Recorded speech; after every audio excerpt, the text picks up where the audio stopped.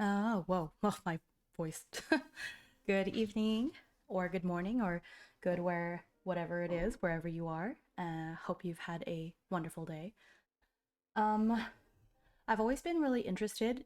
Oh, I mean, I say interested. I play quite a few of these solo tabletop type games. They tend to be a little bit more journal-y in nature, but depending on the game, some of them have pretty strong gameplay aspects as well. But the creative writer in me really enjoys these as well as playing regular video games, of course. So I wasn't really in a video game mood tonight, so I'm playing something adjacent to Stardew Valley by playing this game that's, I wouldn't say it's Stardew inspired. I think it's pretty inspired by farming games in general.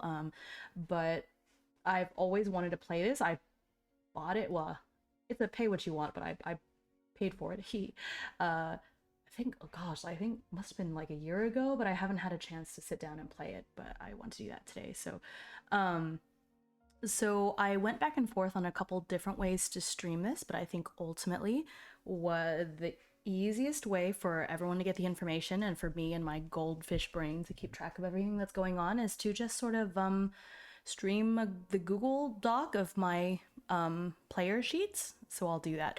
And then I have the Google Dice Roller in the next tab.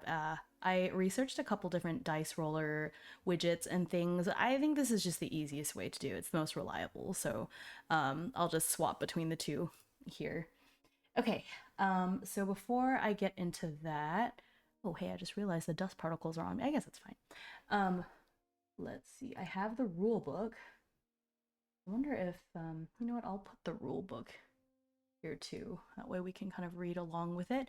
It is a pay what you want game, so I'm not giving away like paid stuff or anything. But if you watch me play this and then feel like you enjoy it, and you would want to play it on your own, I highly recommend you buying, downloading slash, paying some money for the game yourself, because I'm sure it's going to be great.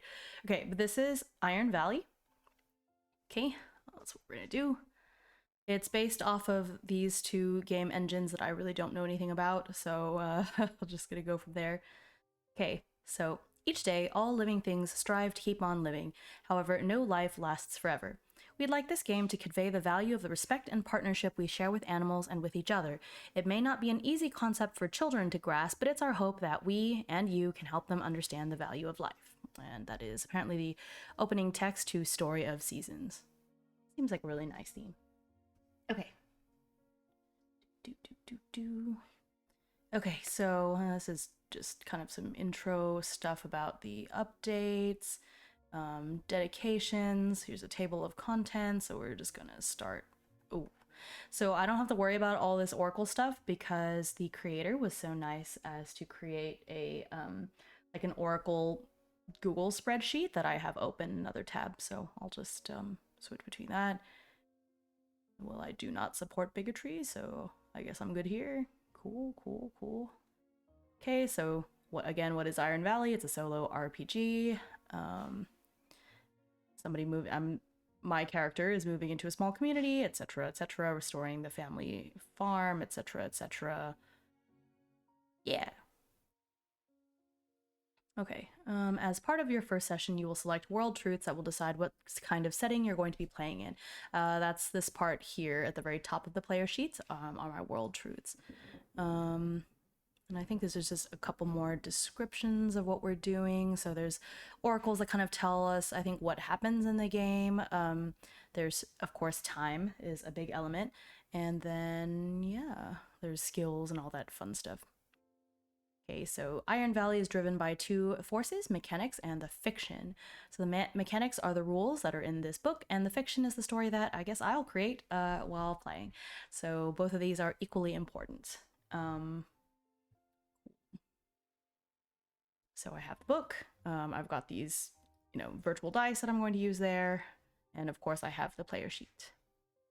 I'm going to skip into flow of play. Okay, so Life in Iron Valley. I think this is just explaining. Okay, I'll go ahead and read it. So, It's cute. The flow of play in the valley. Life in Iron Valley may look simple, but there's always something going on. Today it might be a holiday, tomorrow it may be a date with a friend, or maybe more than a friend.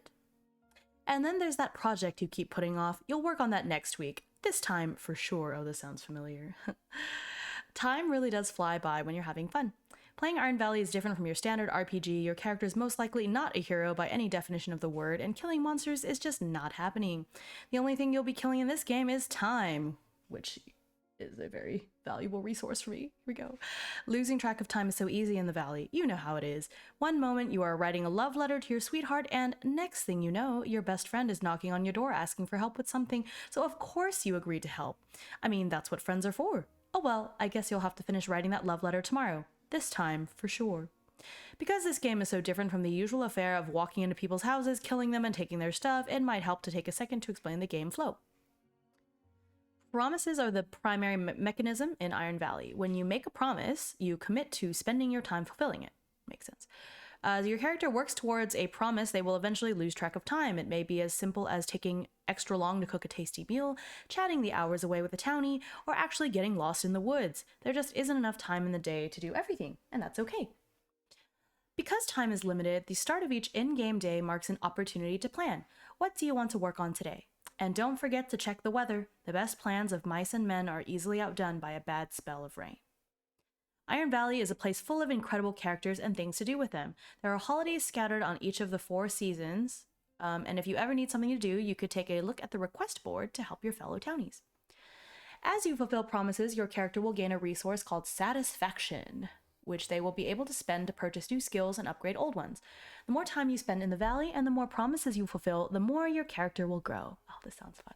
Okay, nice and wholesome. Okay, the mechanics of Iron Valley. Okay, there's the action roll. It's the roll you'll do most often, and as part of the move, try your best. Actually, there's a whole move list that I have in another thing, kind of a move list cheat sheet. Cool, so I'll have that. So I have my dice. I have the action die, which is a d6, and then 2 d10s, which are the challenge die. I roll the action die, add the relevant stat, so it's like D&D. If you have a relevant skill, add +1 to your roll. The end result is your action score. Then roll the challenge dice and compare the roll on each die to your action score.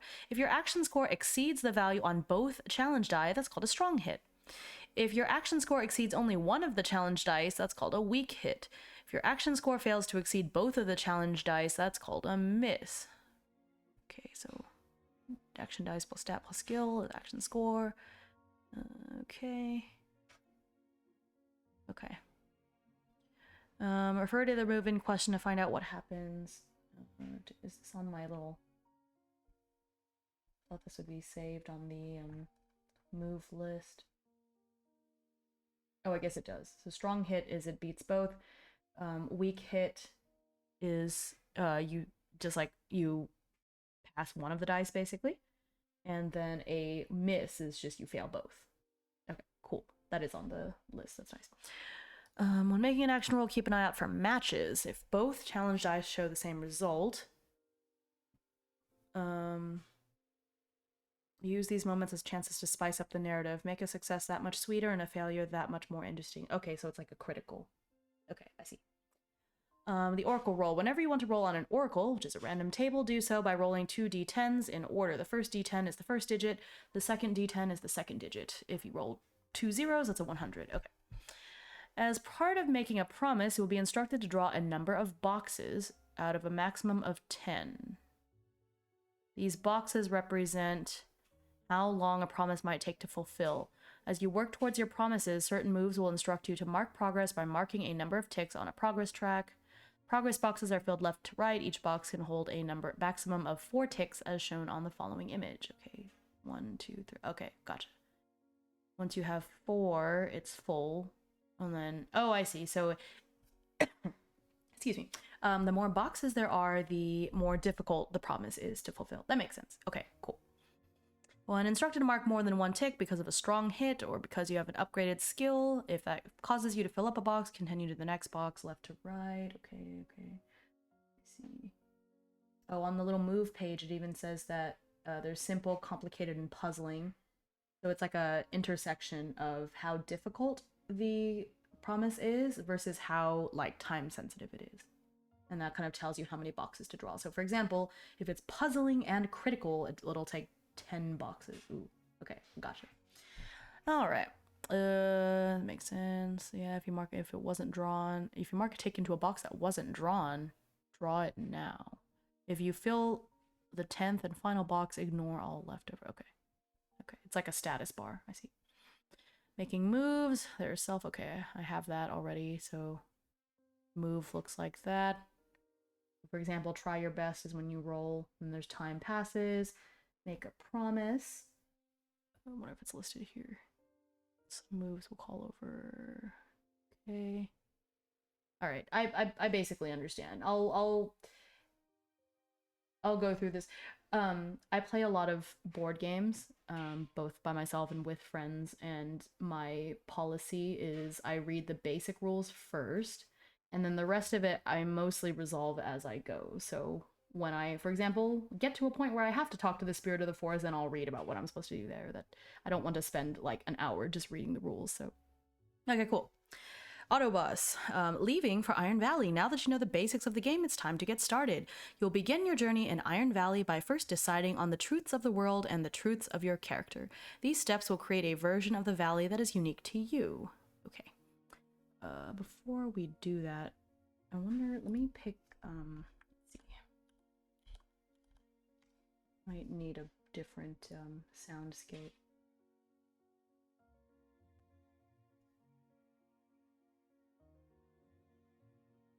I mean, the song is fine too. This is good for character creation. This sounds like a character creation kind of song. I wonder if I could just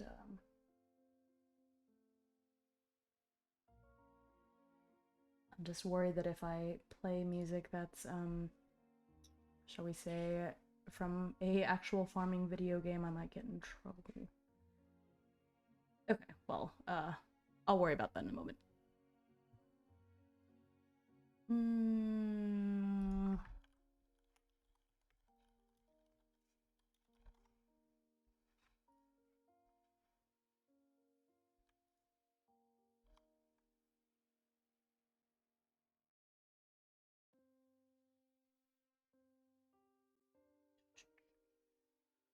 Tracks and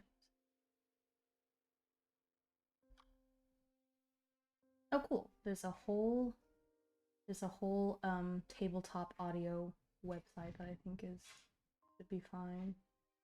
Me are free to use, blah blah blah. Okay. Okay. So I'll have that open for now. So I'll get to that in a little while. Ooh, they have so much stuff. That's cool. Okay, okay. Nice. There's a nature. Okay, I'm getting distracted. Okay. See. La la la la la. Fun fact, you're already playing the game. Thinking about your world, your characters, and making decisions about them is all part of the fun. The following steps are not things you're supposed to do before you get to the fun part of the game. You're already there. So get comfy, get yourself something nice to sip on. I have my sparkling water, which I will open now.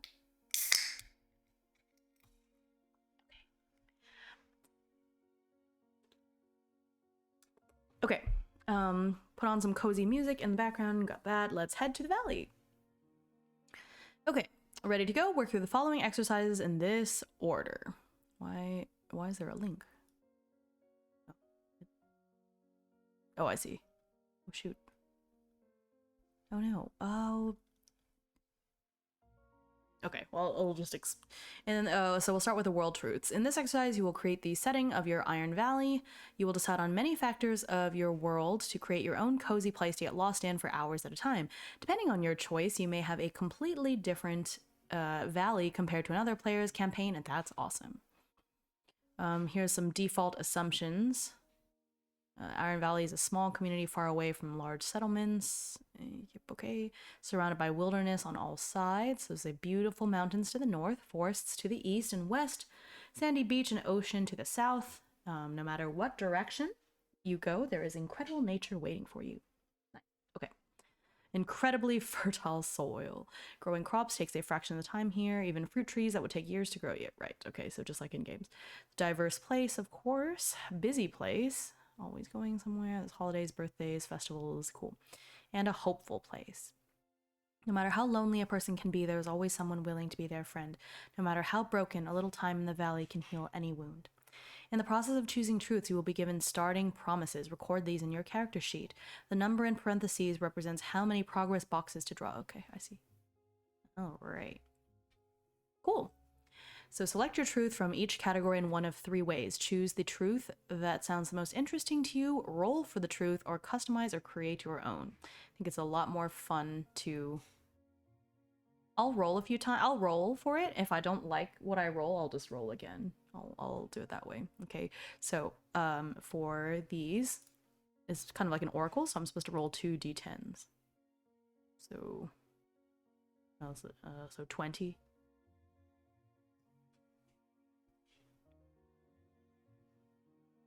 Oh, wait.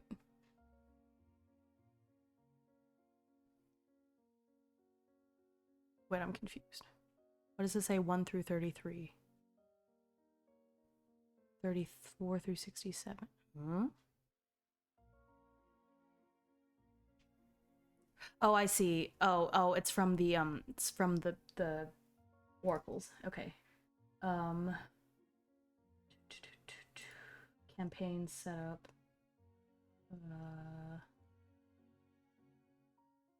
Locations, rubbish, Townie names, town name, random item. World truths.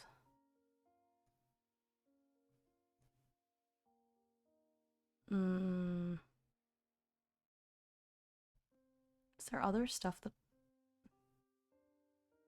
Okay. I guess there's only 3 of them. Okay. Let's see.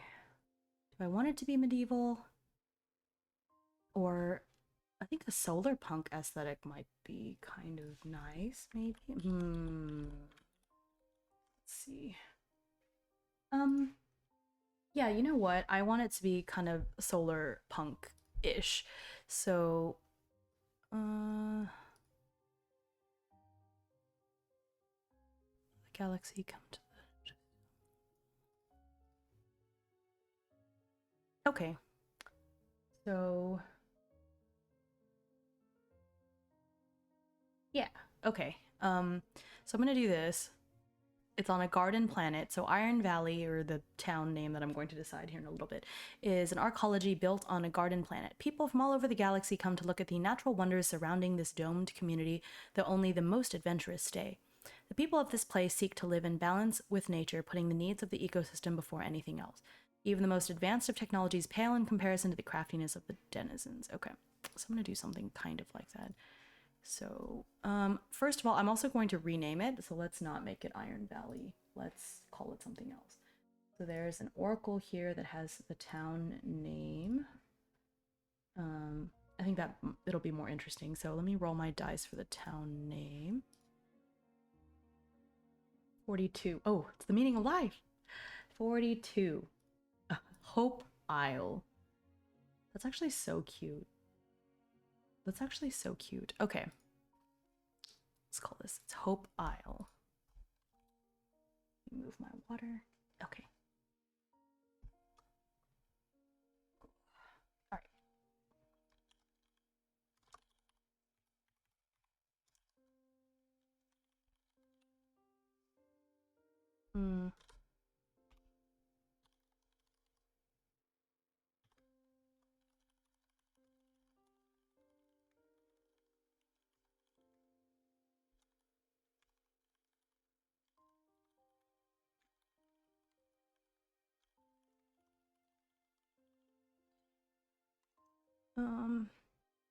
Domed community. I'm okay with it not being domed. Okay. Hope Isle's a floating landmass. There were other continents once, but all... The city, the town of... let's call it Cape Hope. Let's just say it's an island.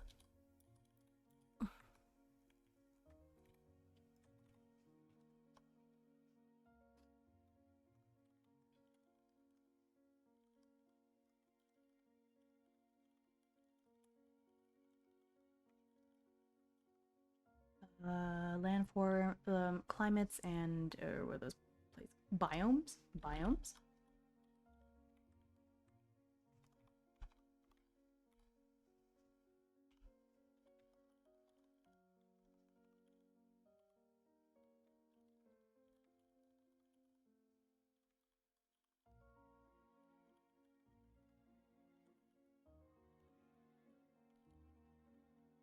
A large glass dome nestled within the forests. From time to time, visitors from other planets stop by. Some even stay. Yeah, I like that. Okay. Starting promise. Learn the history of the arcology. What is an arcology?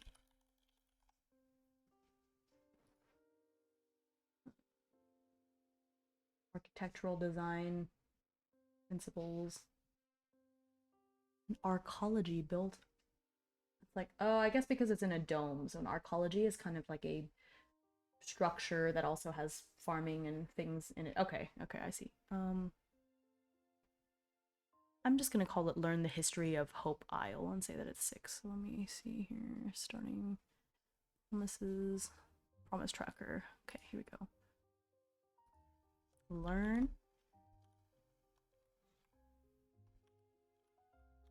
the history of Hope Isle. And it's supposed to be 6. 6, so let's see. 1, 2, 3, 4, 5, 6. Let's do it this way.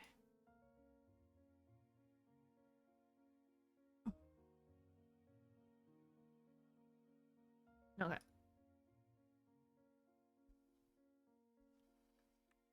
Or, you know what? It's too dark. Let's do this. That's better. Okay. These are so hard to read.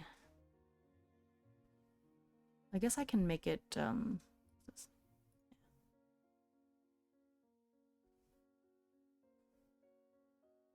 that's not what I wanted to do. Cool. So I'll darken it as we're actually doing them. Okay. Alright, so learn the history of Hope Isle, and it is 6 in difficulty, so I'll do that. Cool.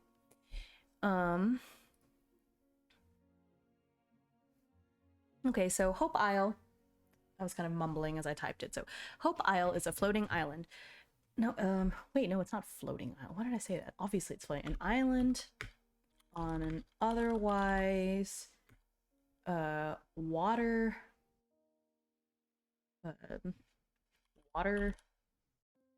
ocean, on an otherwise oceanic planet. There were other continents once, but all have sunken into the sea or been otherwise lost. The island has a variety of climates and biomes. The town of... Okay, so Hope Isle is the island. I think I need the actual town name as well. Because... a small... a large island. I don't want it to be a whole continent. But there should be a large... No, you know what? It's an island. There's only one town. There's one town. It's fine. Okay, an island on an otherwise oceanic planet. There were other continents once, but all have sunken into the sea or been otherwise lost. The island has a variety of climates and biomes. The town is in the center, a large glass dome nestled within the forests. From time to time, visitors from other planets stop by. Some even stay. Sounds good to me. Okay. What kind of people live on Hope Isle? Yep. Every kind of animal, humans. I like this. A myriad of fantastical ancestries and aliens. I'll just kind of make them up as I go. So when creating townies, I can roll from the fantastical ancestries oracle. So, you name it. Mostly humanoid. creatures. Mostly humanoid creatures.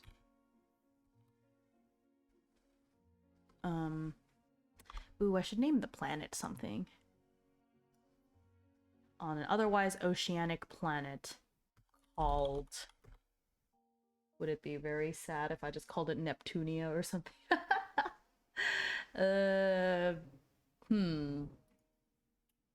Let's see. Maybe I should roll for that as well. You know what? Planet name generator. Let's see. Random planet name generator. I don't like any of these. Some of these are... The Krinda V36. That's true. Keptahines.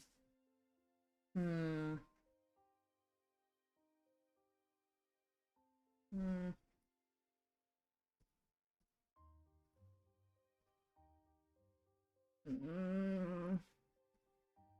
are pretty terrible. Okay. I shouldn't just pick the first one. Oh, Pleiades. That's a cool one. It's from Greek. Planet Pleiades. Here, I'll hold on to that and see if I can... Oh, I'd say they just basically just took a bunch of Greek names and... You know what? I'll just go with that. Planet Pleiades. Pleiades. I don't know if that's how you really say it. That's how I'm going to say it. Okay. On the otherwise oceanic planet Pleiades. For other continents, one solid in... Okay, some even say, you name it, mostly humanoid creatures. There are Pleiadians, who are various, you know, humans, elves, etc. There are also aliens from various other star systems. Cool. Is there magic in this world? Yes. Oh, well, I should probably read a little. Magic is commonplace. There's magic, but only deep in the wilderness. Okay. Okay, I'm going to say magic is commonplace, but it's more technological. Magic is commonplace. And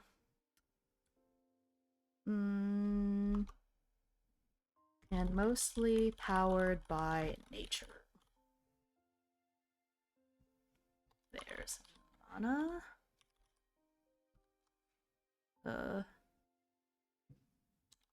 From outside, and magic, and aura within.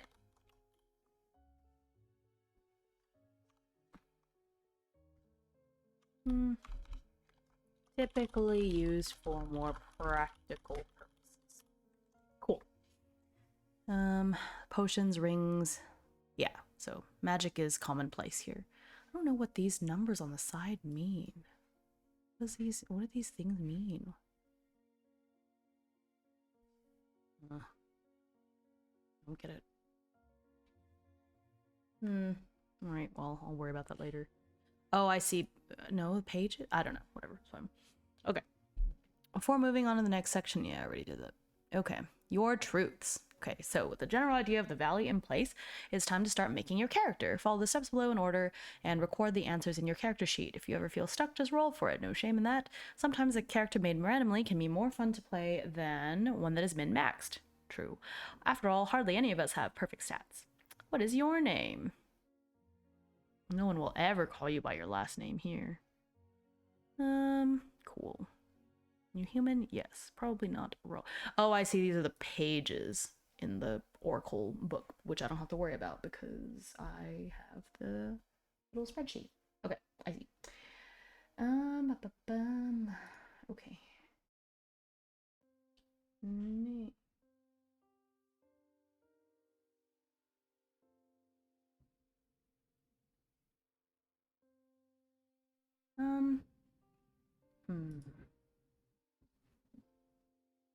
Oh, I see. There's cute, cool, and funny. I guess I can roll for a cute name. If I don't like it, I'll pick something else. Ooh, 10, so 0, 0, 6. Autumn. Eh.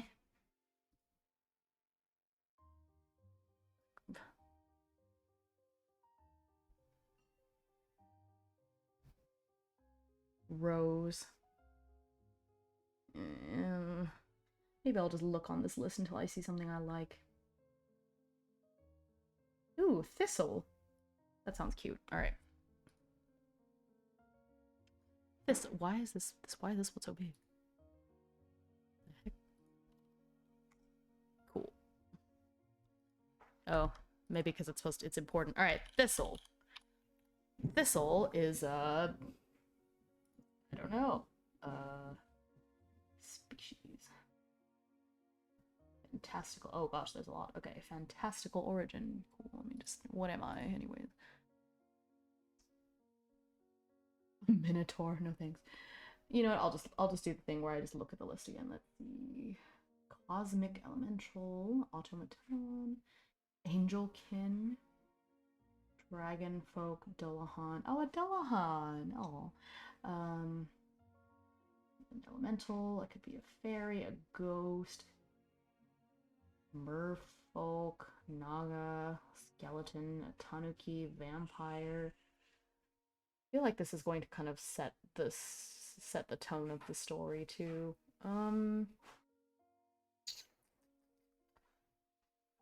This'll.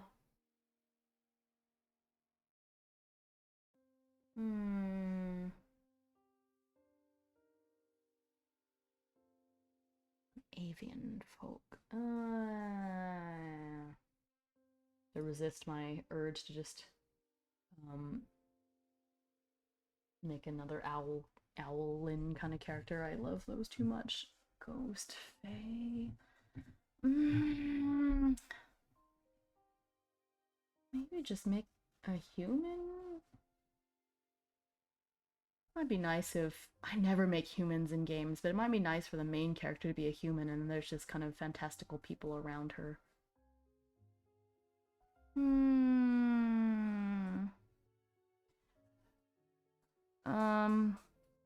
Or you know what? It's an oceanic planet, so maybe I'm a evolved mermaid.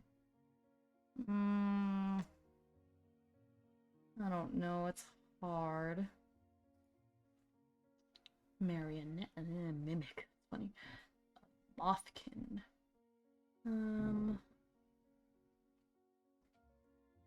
Maybe I could just go in a whole different direction and make all the characters animals, but it's not really my thing. Vampire?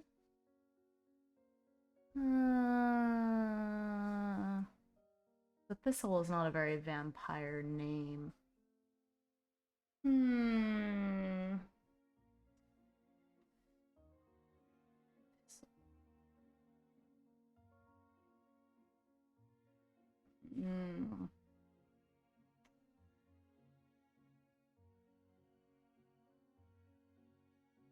Oh, this is the most difficult one. The most difficult job.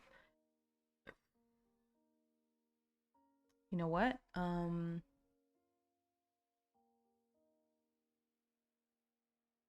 I don't know what. Okay. I'm gonna be a human. I'm gonna make Thistle a human that is just surrounded by mysterious beings.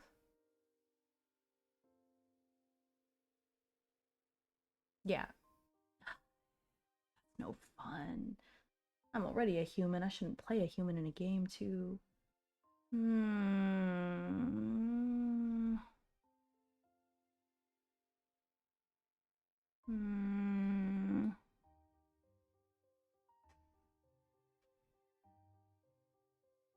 Okay. No, you know what? I think that's my first instinct. So I'm going to stick with it. Human. Pronouns. I'm gonna make Thistle a girl. Kind of androgynous. So identifies as a girl. Kind of doesn't look particularly, I don't know, sort of nondescript. Birthday. What's the let's make a summer birthday. Summer 13. Why did you leave the big city? What big city? Just kidding. Like, oh, here we go.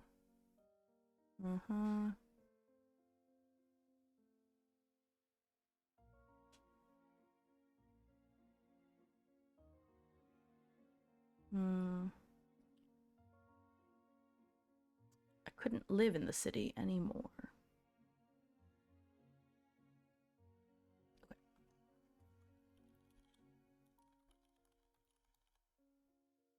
No, I don't remember. Nah, okay.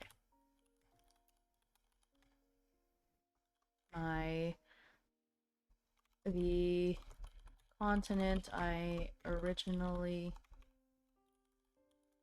came from sank.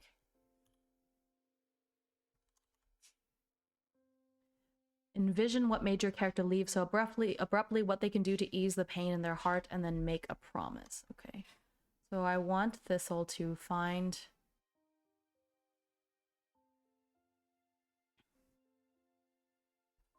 Find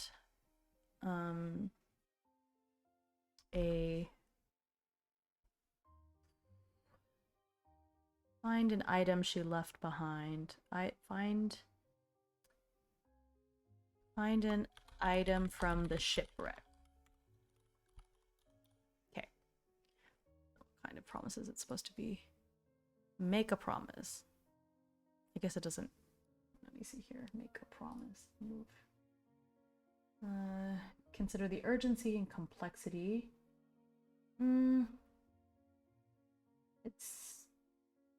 It's pretty simple. Let's say simple and urgent. So that's 2 boxes.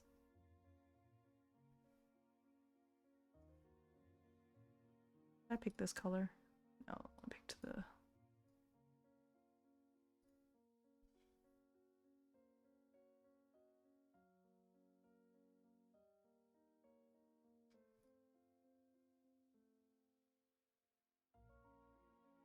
Okay.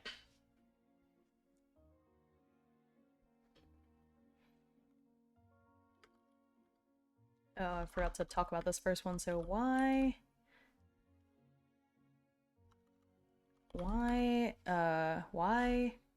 is this island still thriving? Despite all the other places sinking. Steps notes for this. In a rush to survive the wreck, Thistle barely brought more than Thistle made it to Hope Isle with barely the clothes on her back. However, some of her belongings might have washed ashore. Cool.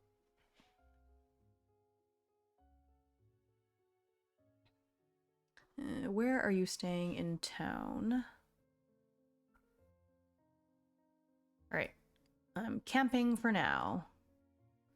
Alright, so let's just say that she just survived the shipwreck. Okay, so find a good place to make camp.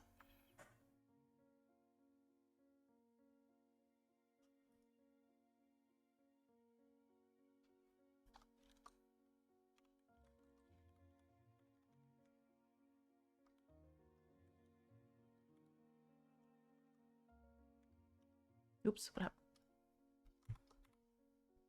Find a good place to make camp. I do not mean to capitalize all this stuff. Alright. Made this... Oh.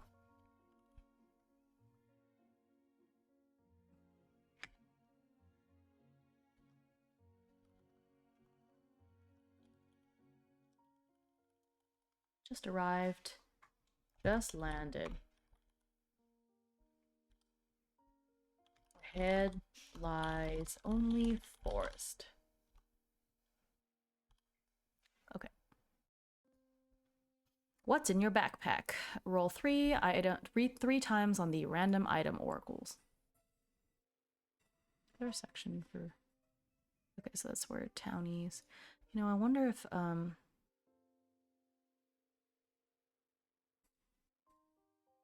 That's okay. I guess there's not that much to scroll. Okay.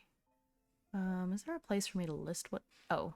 Where are you staying in town? That's what I'm trying to find out right now. So right now, I'll leave it blank. I don't know. What's in my backpack?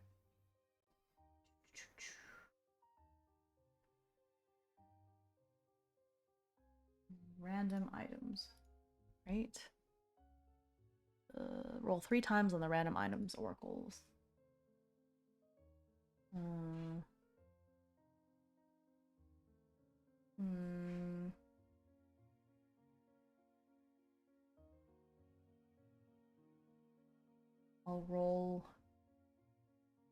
I'll roll 3 from the sentimental and practical section. Or should I just be totally random? The totally random ones are really, really random. Okay, I'm gonna roll 3 from this sentimental and practical table. Okay, so for 1, 79. A lantern. Well, it's actually pretty handy. Lantern. 74 is a song.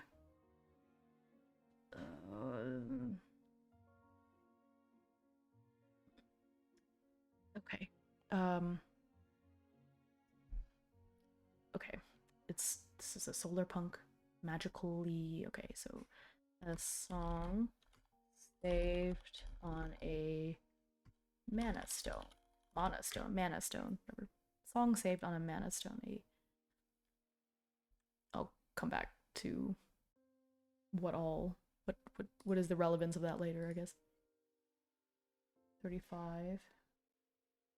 Your favorite book. Ooh.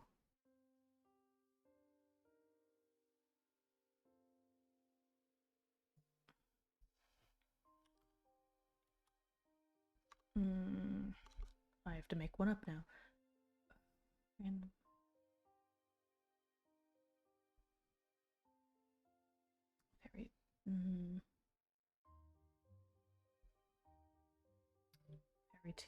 Fairy tale book maybe? Grimm's Fairy Tales. Cool. A battered copy of Grimm's Fairy Tales. Cool. Alright. How long do you plan to stay in town? I don't know.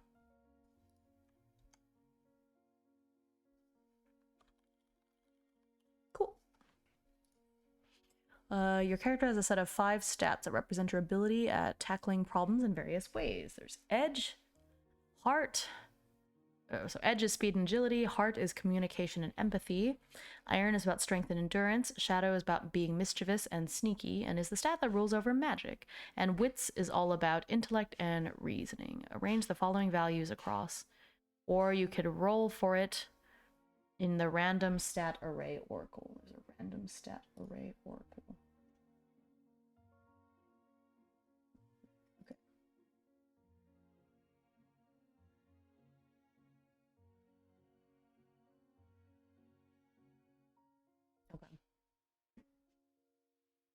Cool. So I'll go ahead and roll for it because I don't really know what kind of person Thistle is right now.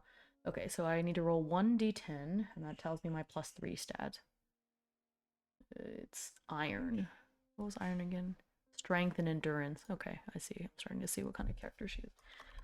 And then I'm going to roll a d6 to get my +2 stats.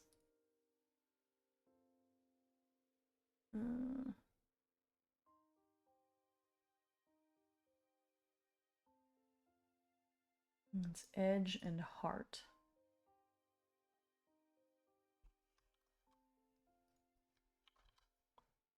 Okay, she seems very, like, hardy. And then +1 for shadow and wits. Uh-oh. Okay, that's fine. Okay. So I have my character. Do you have any skills that might help you here? Pick 3 skills from the skills oracle. Okay.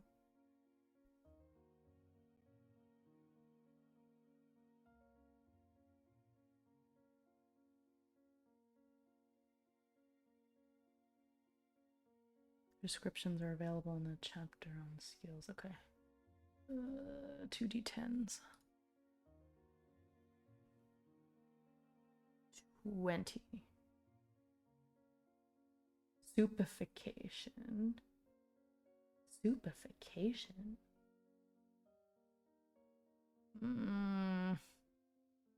It doesn't make sense. Okay, hang on.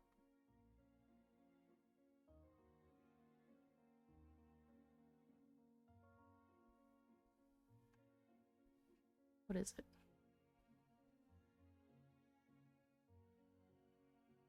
Especially because I don't have any. Okay, fine. What is it? Soupification. A magical craft turning boring things into tasty soup. Okay, alright, cool. Soupification. I can make anything into delicious soup. Cool. Alright. 15. Why is it only magic?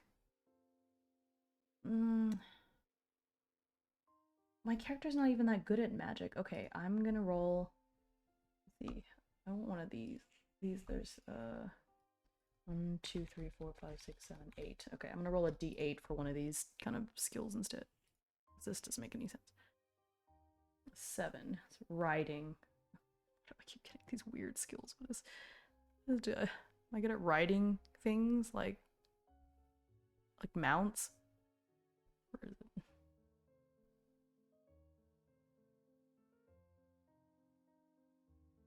I don't even see it. Creatures large enough to ride on. Maneuvering land vehicles. It's just not useful. Okay, and it doesn't make any sense. I'm gonna roll again. Foraging, okay.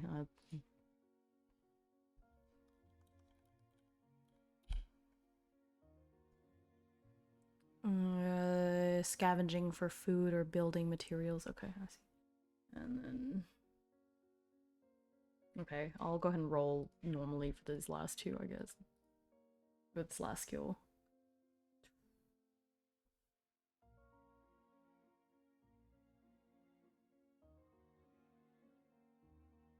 Blacksmithing. There's anything stopping me really from just picking my own skills because these don't make any sense.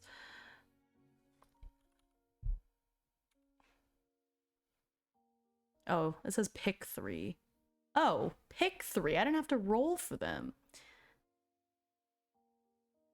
I could roll. I don't want to roll. Okay, never mind. This is silly. This doesn't make any sense. Okay.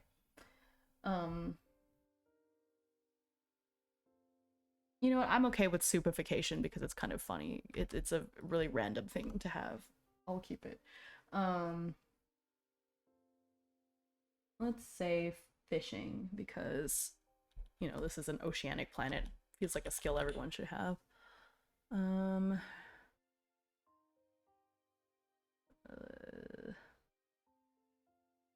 Oh, inquire. Like that. Inquire. What does that do? If you're the curious type, it's about asking questions. Okay. Yeah, let's do it. I want to keep these little emoticons, like emojis that go with it.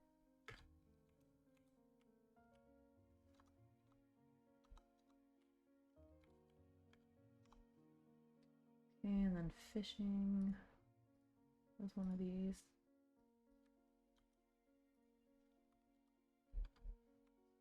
Soupification is a magic. Cool. Alright, I chose 3. This was page, go back to page 38. I think it was 38, okay. Cool. All skills come with the ability +1 to rolls checked.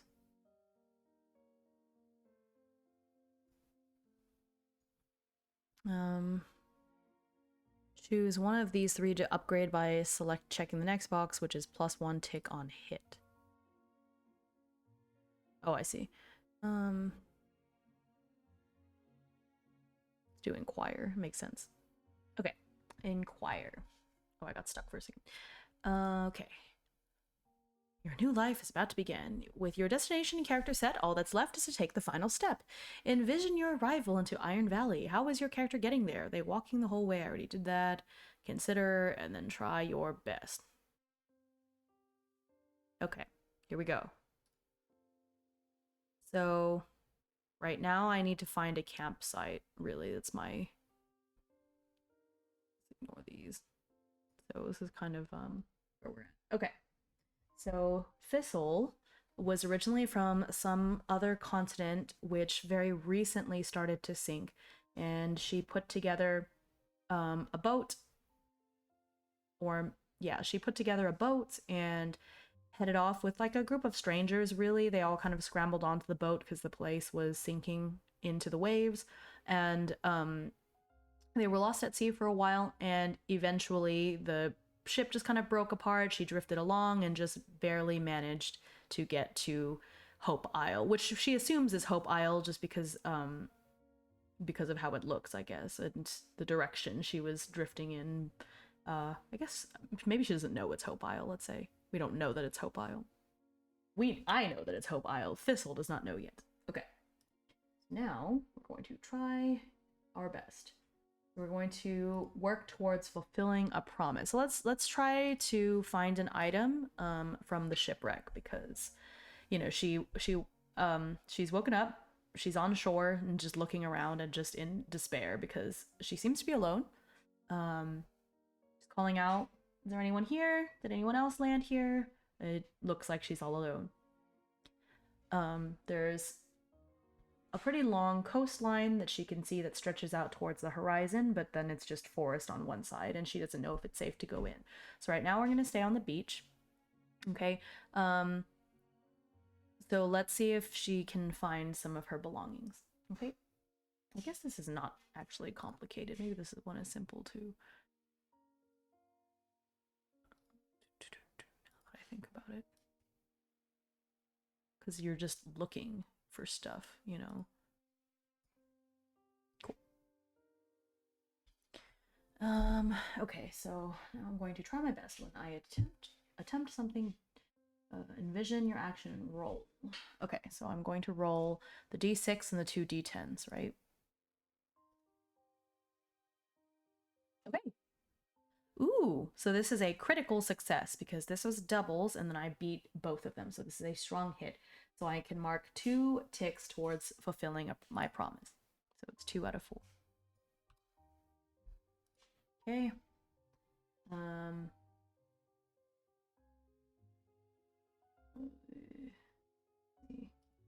If the tick does not fill the box, envision how time got away from your... Oh, wait. On a strong hit, you are successful. If this brings you closer towards fulfilling a promise, mark 2 ticks on it. Okay, so time doesn't pass yet. I'm doing awesome.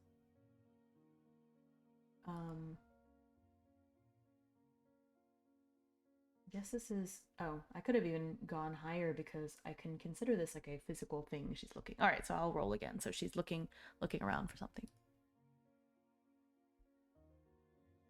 Oh, okay, she beat... Oh, well, what am I saying? This is a...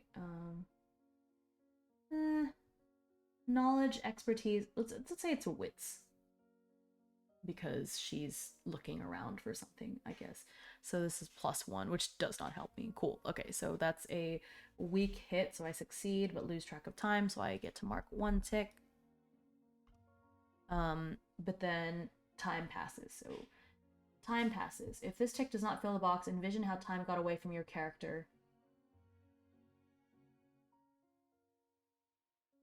And continue playing. Okay, so She's just really frantically searching along the beach. Time is passing. She first looks in the immediate area, of course, right? So I'm looking. I don't see anything in the sand immediately. I honestly don't even see any fragments of the boat.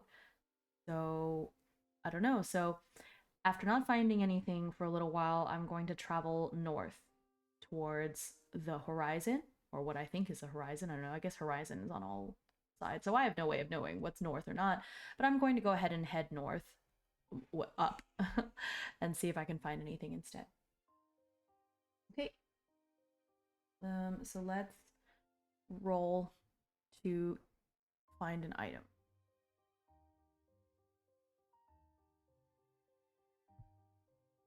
Oh, you know what? Actually, after time passes, she's noticing that it's getting kind of dark, and so maybe it's more important to find a good place to make camp. Honestly, how she's gonna make camp, I don't know. I guess I'll find out after I roll. So this is yeah, knowledge, expertise. It's another wits one. Oh, yikes. Yikes. That's ooh. Uh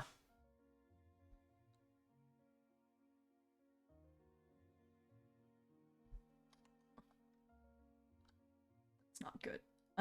Yikes. Okay. Hmm. That's a miss. So she's looking all over the place trying to make camp but can't find anything. I mean, it's a beach. I've got my two choices are beach and forest, you know, and what do I know about survival? You know, I'm just a little girl washed up on the beach. Um this tick does not fill the box. Oh, time passes. When you lose track of time, does this count as lose track of time? I'm not losing track of time. I'm just not doing something. Okay, now it's evening time. Now it's getting kind of scary. So let's try again with some urgency, okay?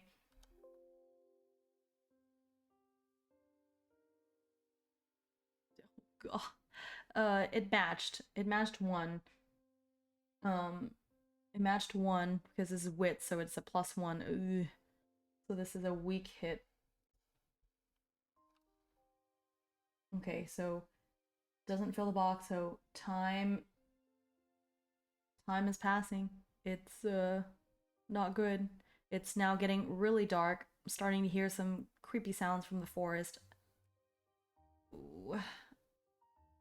I think if I don't roll well on this next one, I'm just gonna pass out and see what happens. Hope I'm doing this correctly.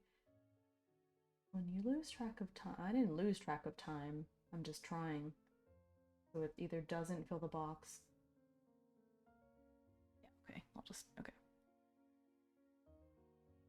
Wow. Okay. Well, at this point, night looms, and out of complete desperation and exhaustion, I just pass out. Okay. Let's say, ooh, let's go to the calendar. So, advance to the next day in the calendar. Okay. We are now on spring day 2. Eesh. Okay, now at this point, I'm going to go ahead and play some different music.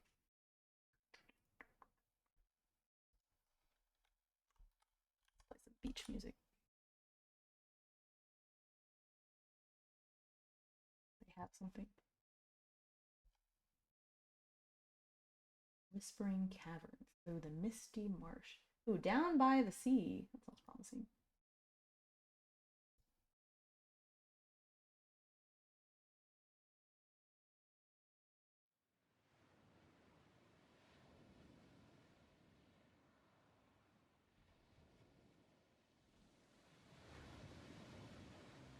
Okay.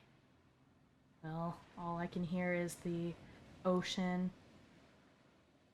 Thought it would play some music, but maybe not. Oh, there is music. Okay. There it goes.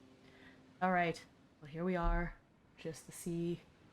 I wake up and I am hungry. very hungry, and I just passed out. I'm covered in sand. Not good. Oh, you hear boats in the distance. But from where? I hear something in the distance. But from where? Don't know, it remains to be seen. Okay, see if I can turn this up a little bit. Okay. Well, it's a new day. Let's try something now.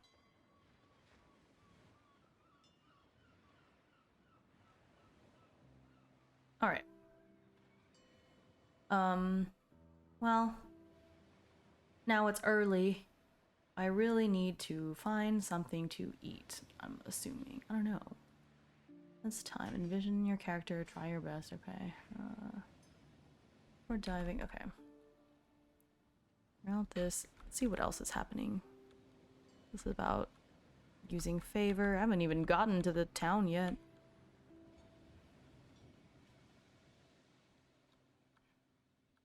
Getting there, okay. Let me see the table of contents again. New moves, all around.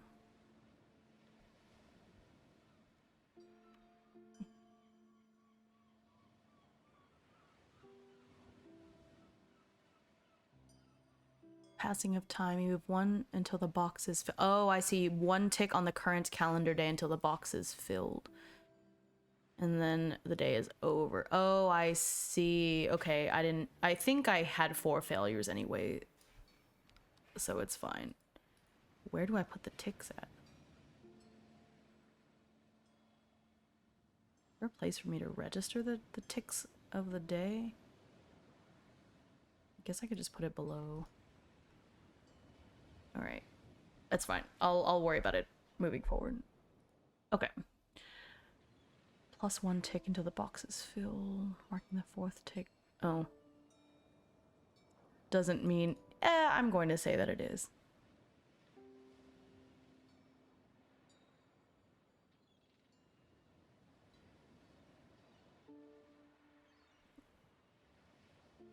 I did not gain any satisfaction, so it's fine. Okay, cool. I mean, not cool. Okay, so I wake up.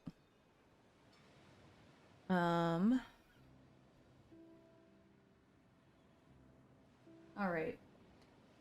Well, I still haven't found a good place to make camp. I'm gonna go ahead and explore, because I want to at least get off the beach. But you know what? Since I'm really close still, and it's been a night, and I've passed out, maybe there's more stuff. So I'm gonna try to find something from the shipwreck, actually. That is... what's another wits? Please. Okay, good. Critical... no, or just a strong hit. So I found something. Okay.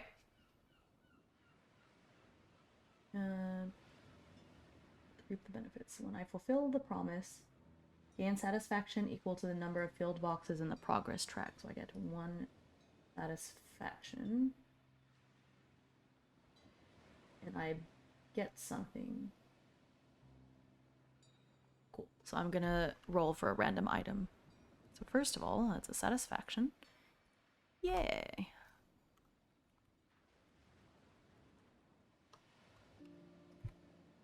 Why is this so light colored? I can't see them. I'm old.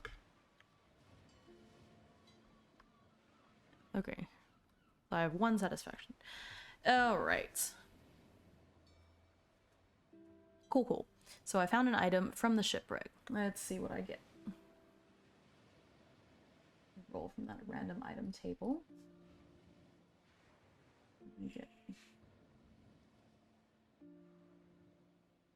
What did I find?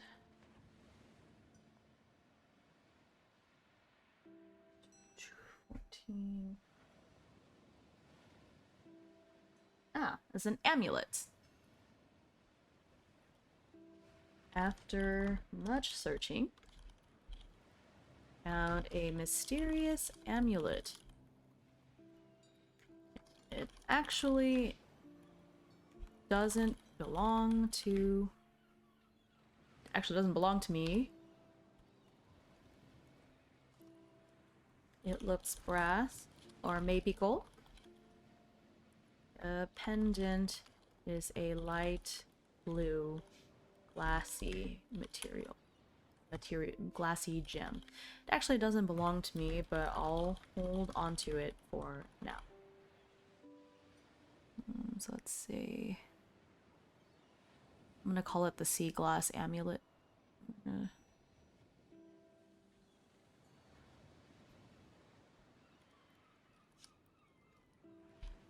Cool. Actually, I wonder if I should make this into a list. It's fine. I only have so much room in my backpack, I suppose. Alright, so no time progresses since I had a success. So now,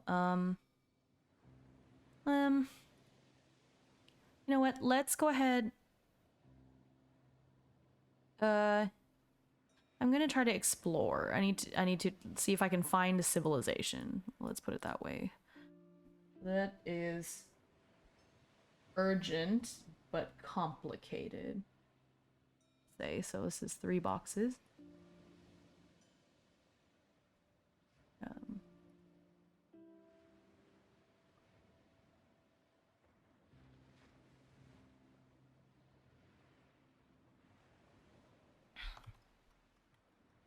Okay.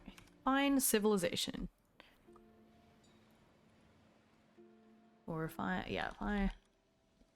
civilization. Could this be Hope Isle? Or someplace else with other beings? Alive? I don't know. Let's see. Okay, well, I don't need to find camp right now because it's early in the day. So let's see if we can find a civilization, shall we?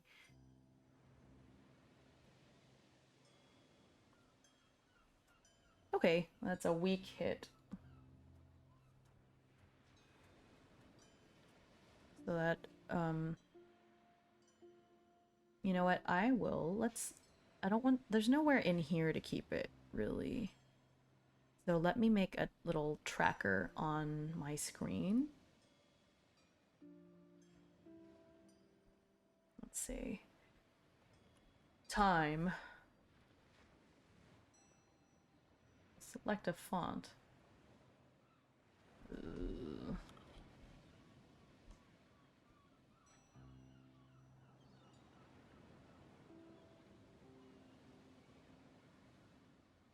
These fonts are so I don't know what font to use. I guess this one is fine. Okay. Writing system. Okay.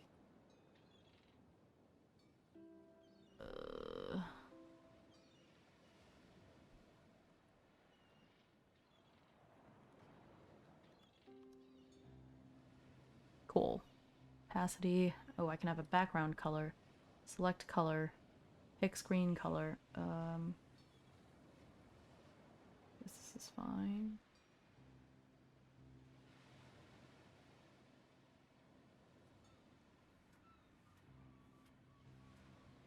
Okay. Where is it? Oh, it's so tiny. Okay, can I... Why is... Background color. I want a background color. Oh, background opacity. I guess I... Not make the font bigger.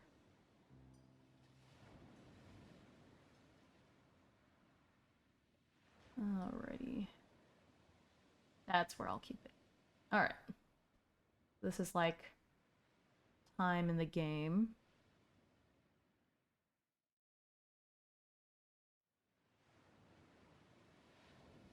Put it underneath the butterfly.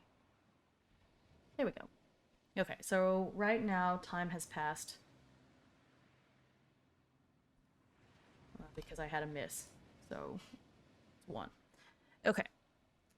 I don't know. Don't see any civilization. I've searched for a while. Commit to getting some work done. Okay. Let's see here. Still haven't found civilization. I'm going to... Let's say that, let's say that my character quickly soupifies some stuff. She fishes up some stuff, you know. Yeah, it's not a skill or anything. Let's just say she fishes up some stuff, so she's fed. She's able to catch some fish from like the shallows. And she has that weird soupification magic. So she's got food in her belly. She's okay. So let's keep looking for some civilization. She's kind of exploring in the woods at this point. I found something from the shipwreck. I found an amulet. I've spent a lot of time searching, and I don't want to spend all of my time on this beach. So you know what? It's fine. I'm going to press on. So I'm now exploring through the forest. Let's find civilization. Okay, it's another weak hit. Okay.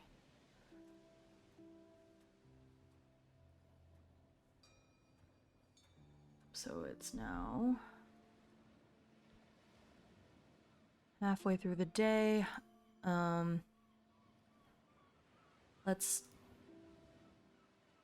It's about afternoon. Let's find a good place to make camp. Let me progress making camp instead. Oh shoot. Oh no. That did not happen. Okay. Not find anything. Just don't know much about these woods. I keep looking and I see, you know, there's lots of trees and things, but there's nowhere that instantly jumps out to me as like, yes, this is where I want to stay. Okay. Now it's getting late. Now it's getting pretty dark. It's evening time, so let's see. Wow. Luck is not on my side. Okay, it is now quite dark. Still haven't found anything. At least soupification keeps me from starving, but I haven't found anything yet. Well, I've gotten far away enough from the beach that it shouldn't sound like this anymore, right?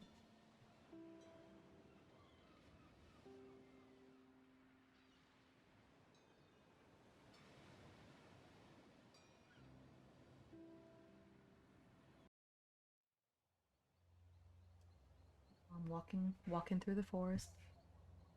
It's getting late. I haven't found anywhere to stay yet. It's getting kind of scary. Okay. Getting pretty scary. Let's try one more time to make camp. Well, you know, I'll take it.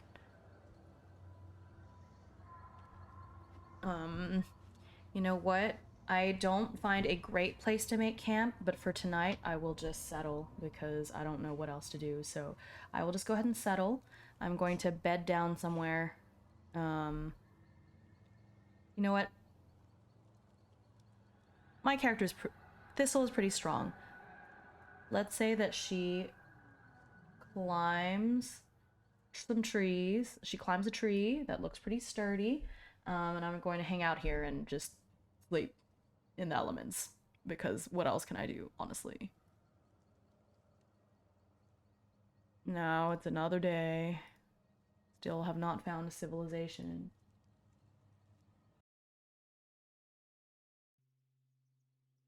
Okay. Less scary. Okay, it's a new day.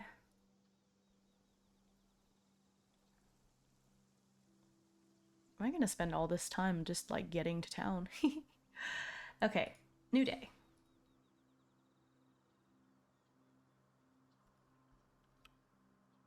Yeah, let's keep looking for civilization, shall we?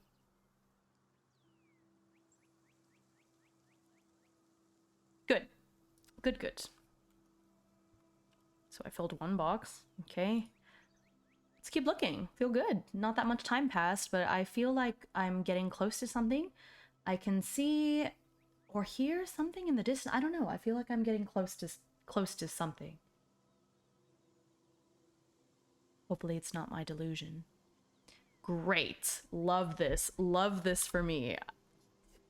After a terrible Tuesday. Oh, you know what? It matches because wits is +1. So, oh my gosh. Hello? Hello? Hello? Oh my goodness. Am I gonna make it? No. Okay. Okay. I'm trying. I'm trying. Okay. Well, after a really good morning, I really can't find anything for a little while. I'm going to turn around and go back the way I came and start going in a slightly different direction instead. Because that didn't quite work.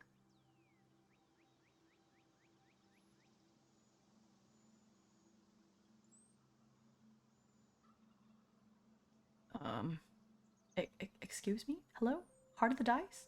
No? No? Hey. Doesn't seem like town or anything is in this direction either, but you know, I see some traps. There's must be people living around here. I see it's not, the forest seems lived in. I see some traps, I see notches in some of the trees, like I'm getting close to something. I can feel it. Okay. Getting closer. Getting closer. I can hear it now. I can hear a town.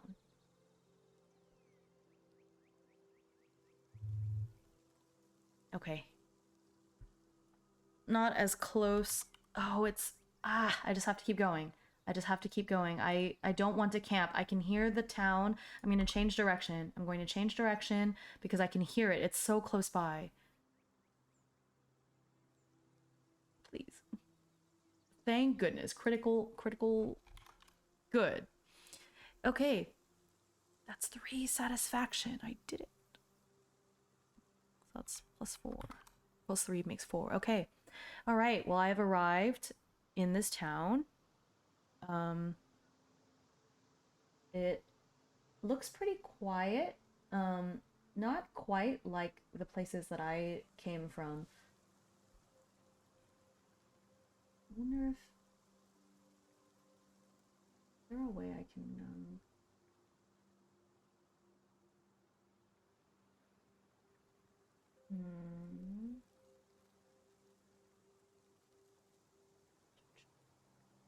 let me find a nice village. Here we go.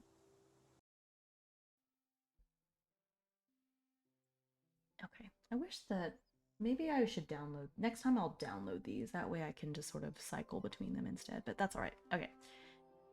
So I finally made it. What is this place?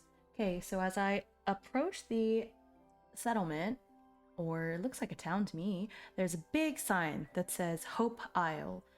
Okay, so I've made it. I actually did make it to Hope Isle. I sort of lost hope after, haha, I lost hope after the shipwreck and everything, but I did manage to make it here. I've heard nothing but good things about this place, and so I hope that this is where I can be safe. All right. Okay, as I arrive,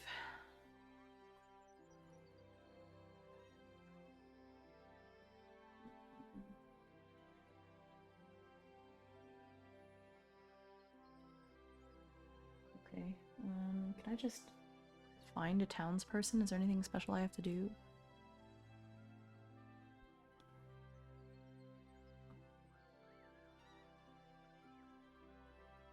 You attempt something difficult. Okay, it's fine. Moves fast, memorize a whole section. You simply... Okay, let me go back to the table of contents. I just don't know if I'm allowed to just kind of run into people. Is that okay?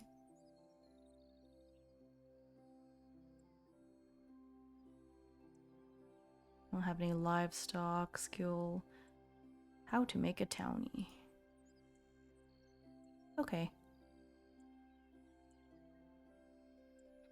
I see. I see. Okay. As I walk in to the town, it's pretty lived in. I was expecting... I don't know what I was expecting. Just, it didn't make that much noise, and so I was worried that it would be kind of a small settlement, but there's lots of houses, there's lots of buildings, it's quite lived in. As I approach, I see the big glass dome further in, and so I approach, and there's a guard standing outside. So it looks like I'll have to talk to this guy if I want to get inside the dome, because it looks like the town is surrounded by this big glass dome. All right, let's make our first Townie. Oh, that's the guard. Okay, so first, let's roll to see what ancestry this guard has. Oh. It's a dwarf. He looks pretty young. I don't really know. Looks like an adult. Maybe in his 20s? Dwarves all... I don't know, looks like a dude to me. Hello there! He looks pretty bored as he's sitting or standing outside the dome. He has a futuristic looking spear, but it's just resting against his shoulder. It doesn't seem like this place gets a whole lot of action. When I call out to him, he looks up. Oh, an outlander. Yeah, I suppose I am. I just crash landed here recently and stumbled through the woods. Right, and so then he, with concern, says, "Oh, yeah, I don't. That's what I want to know too. If whether they're keeping things in or out, I guess I'll find out." Anyway, so I am talking to this guy, and he's seems very concerned for me, right? This dwarf. But yeah, so he introduces himself as...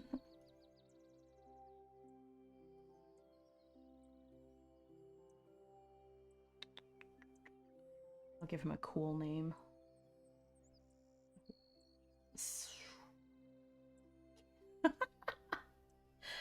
His name is Cave.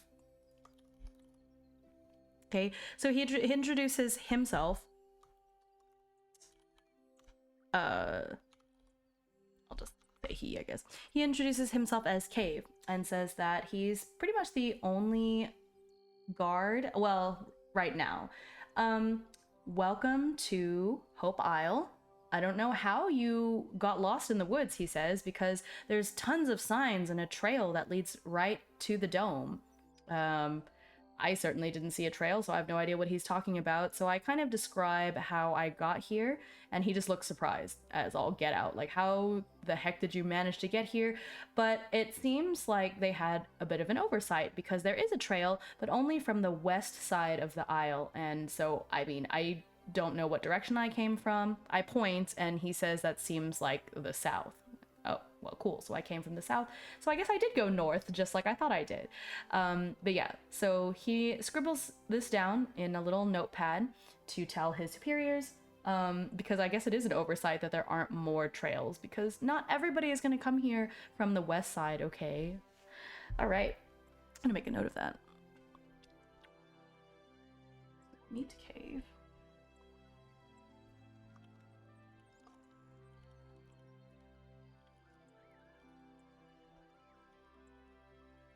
There's a trail from the west beach that leads straight to the dome. I came from the south, so no such luck for me.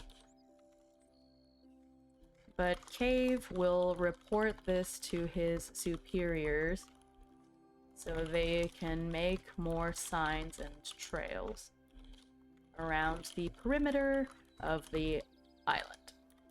Cool. I tell Cave that you probably want to get a move on that, because my continent sunk pretty recently, and that's why I had to escape.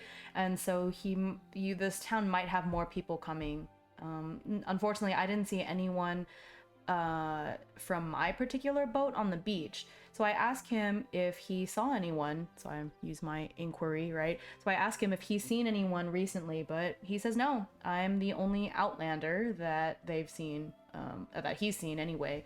And he hasn't heard of any new people coming into town either. So that makes me a little sad. I really didn't know anybody else that was on the boat with me. Not very well anyway, but it's still kind of sad to think that none of them made it. I hope they were able to make it somewhere else, or maybe they are on a different part of the island and are still wandering through the woods, same as me. Well, with that, Cave invites me into town, so he lets me pass into the dome. He tells me to make my way to the town hall so I can inquire, right? Because it seems like I'm going to be staying here for some time, and I really do want to put roots down, even though I don't have much on me. And so, yeah, I take his advice. I'm going to go into the dome and see what happens, right? Right, so I go into the glass dome. As soon as I enter the dome, I feel the temperature shift. It's warmer inside the dome. Not like it was really cold outside because it's, you know, it's spring right now, but still it's definitely warmer inside the dome. So I wonder if the dome is really there more for temperature control or pressure control. Pleiades is a planet that gets aliens, so maybe they have to have some level of pressure control for various aliens that come. I don't know. I guess I'll find out. Okay, so I enter. I'm going to find Town Hall. That's easy enough. I find a big building. It says Town Hall. I go inside. And inside of Town Hall... Actually, I'm gonna... Inside of Town Hall, I see a receptionist. Town Hall... receptionist. Okay, let's see what ancestry.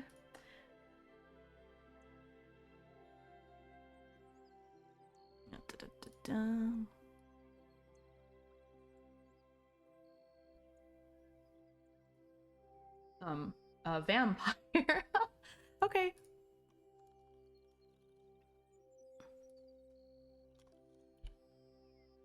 She looks like a woman to me. Don't know. All right. Hi there. I'm an outlander. My name's Thistle. I crash landed on the South Beach a few days ago. Yeah, a vampire. That's the dice have spoken. I mean, I guess I as my own DM know it's a vampire. So let's just say Thistle doesn't know that it's a vampire, that she's a vampire. Okay, I know, but Thistle doesn't know. Okay, or we know, you know too. So keep the secret. Okay, so anyway, so I introduced myself. Hi, I crash landed. Cave told me to go to Town Hall, so here I am. So the receptionist is this beautiful, blonde woman. Okay, and so she introduces herself as... I'm gonna go from the cool name list. Oh, her name is Opal. She introduces herself as Opal and says, all right, well, welcome to town. I'm amazed that you managed to make it here because actually, come to think of it, only the West Beach has any signs. And so she proceeds to give me kind of the same spiel that Cave did. But yep, I somehow made it in one piece, and I was feeling pretty lame about taking 3 days to find the town. But now that I've had 2 people compliment me on it, I actually feel a little better about it. Like, maybe I'm not so bad after all. So Opal informs me that there are actually quite a few Outlanders that have been coming in, not necessarily super recently or from my continent, sadly, but she says that with the sinking of the other continents and islands, there have been, you know, quite a few people coming to the island, people that weren't able to leave the planet. And unfortunately, I was not rich enough to leave Pleiades, so I didn't get to escape the planet, but I managed to escape here. So she tells me that they actually have programs in place to help people like me get their feet on the ground, shall we say. So she asks me what it is that I'm interested in. Well, I have to think on that for a moment. When I lived before, back on my previous continent, I was a researcher. I liked learning about plants, I liked cooking. Now I'm not so picky. I don't know that I could sustain myself just working as a cook, and I'm happy to do anything else, whatever the town needs, really, because all I have are pretty much the clothes on my back, that amulet that I found, a book, a song, and a lantern. Just nothing super, I don't have any money or anything. I don't even know what currency they use here.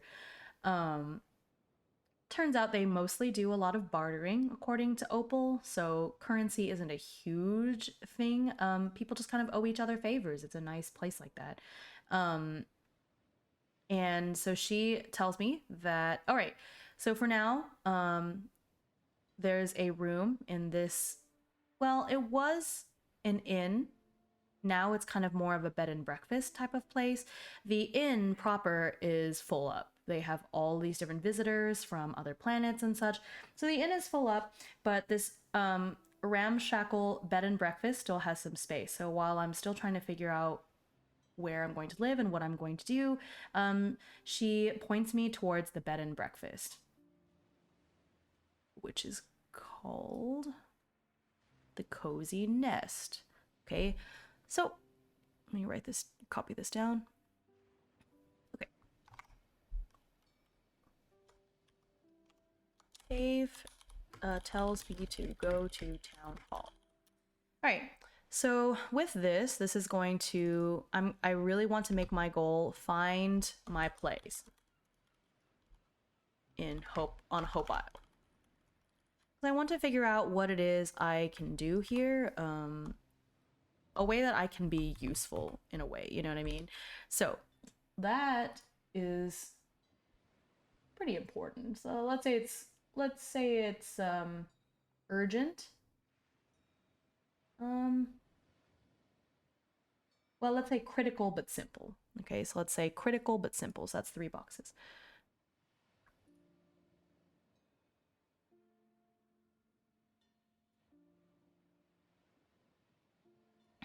All right. Okay. So Opal at Town Hall.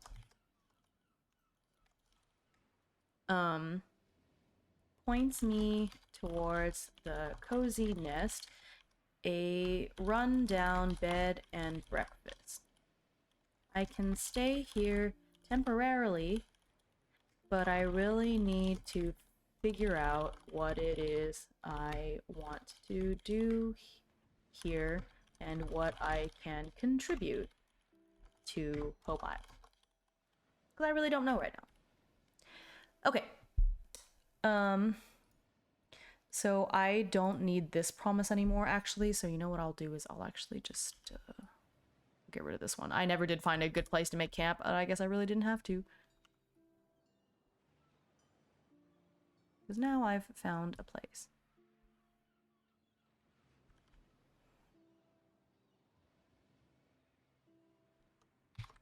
Cool. All right. So I make my way through town, and I find the Cozy Nest, and true to what Opal said, it is quite run down. As I said, this is a solar punk setting, so most of the buildings are actually more metallic. It's not as, wood and bricks as you might imagine. However, this particular building looks like they just gathered up a bunch of driftwood, nailed it all together, and kind of hoped that it would stay together. It looks pretty, honestly, it's a feat of architecture because I don't know how it manages to stay up like that, but it is. So I go up to the door, right, who needs a camp? I have this place, which honestly, last night I slept in a tree. This is one step up from sleeping in a tree. So I go inside. Right, as soon as I go inside, a boisterous voice calls out, "Welcome, welcome. You must be the new Outlander." So I look over, and this person looks super excited to see me. Let's say this is this person's also human. Looks like a woman to me. older, maybe 50s. This is the proprietress of the Cozy Nest. Oops, Cozy does not have a... Alright, the Cozy Nest. And her name is... I'll give her a cute name. 88. Oh, that's lucky. Her name is Spruce. That's cool. It's like, welcome, welcome. You must be the new Outlander. And my reaction is the same as yours. Like, how did you know? Well, the town hall is... Actually, I saw you walk in. It just so happened that I was running an errand. I was getting groceries for my husband to cook up, and I happened to see Cave let you into town. And I'd had a feeling you'd be coming my way, and so I already knew about you. Yes, some good old intuition and using my eyeballs. That makes a lot of sense, I suppose. It's not, like I said, it's a larger town than I expected, but it's still fairly small, and so shouldn't surprise me that people saw me come in. Not that special. All right. And so Spruce gives me the rundown. She says that she's got plenty of extra rooms here, and the town actually subsidizes these rooms for her, the rooms that she gives to Outlanders for the time being. So I don't have to worry about paying. The town is going to kind of sponsor me until I can get my feet wet. And at that point, I think I can repay them, you know, and that's really important to me, is making sure that I repay them, because I really came here with nothing. I left my continent with money. I was fully expecting to have something that I could provide. I just didn't expect to lose it all, sadly. Okay, so Spruce introduces herself and shows me to my room. It's a very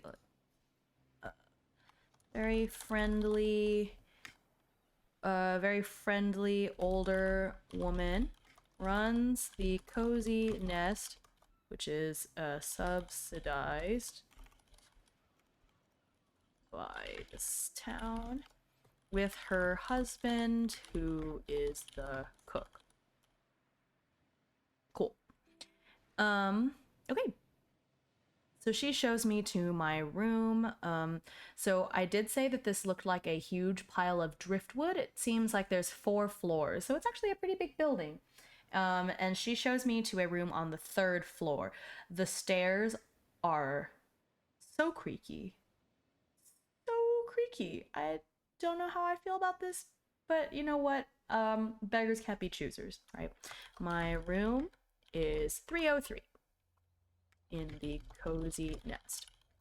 I am expected to help contribute to the town to repay my subsidized rent.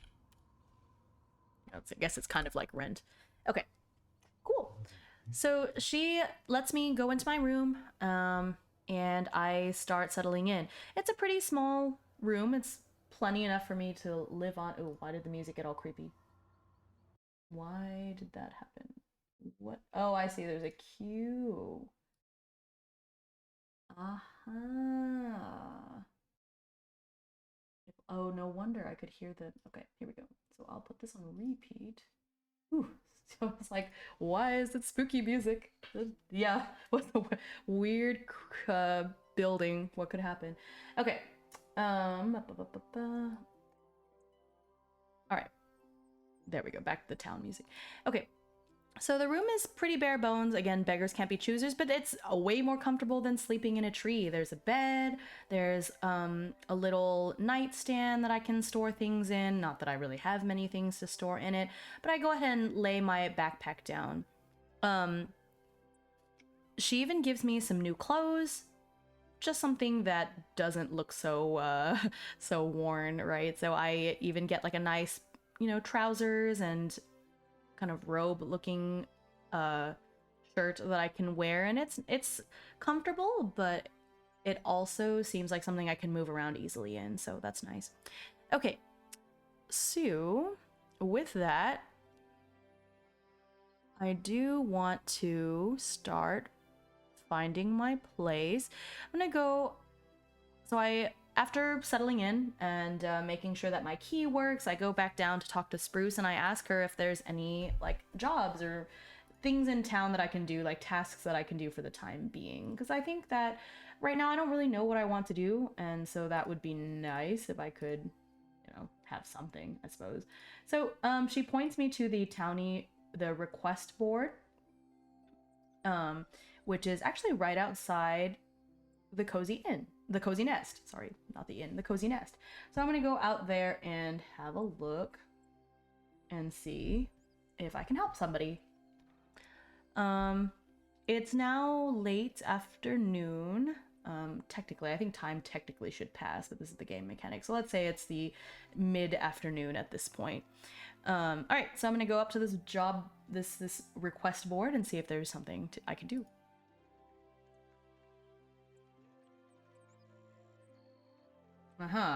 Okay, so somebody wants me to help test their new invention. Okay, add that to my promise list. Promise tracker. Test a new invention. Okay, I don't know what the difficulty is. I'll figure it out when I get there. Okay, so it's somebody named...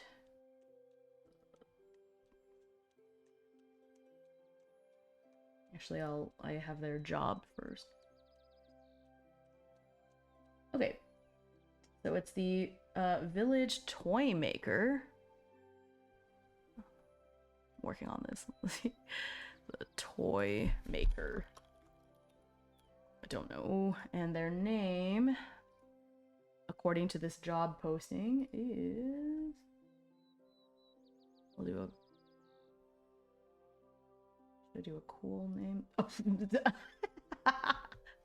Oh. This person's name is a little too lame for me. Okay, let me find...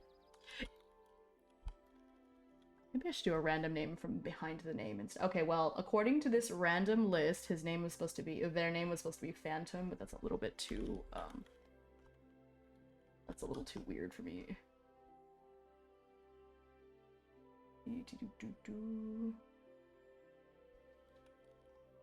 Like something kind of ghostly. I don't like these. Not behind the name had this whole like name theme list. Oh, meanings. Yes, here we go. Meanings. I'll pick something like moon-ish. Yeah, Phantom the Toy Maker is a little too weird for me, so let me let's pick a name off of this.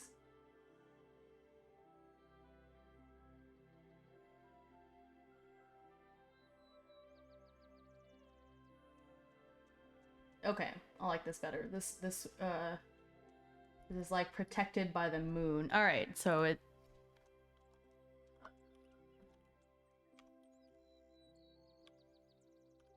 All right, Maziyar. All right, so Maziyar, the toy maker, wants somebody to help test his new invention. All right, that seems easy enough. Nothing else on the board seems to catch my fancy, so I'll do that. I don't know, he's a toy maker, so maybe I just have to help test out a toy. That doesn't sound too bad.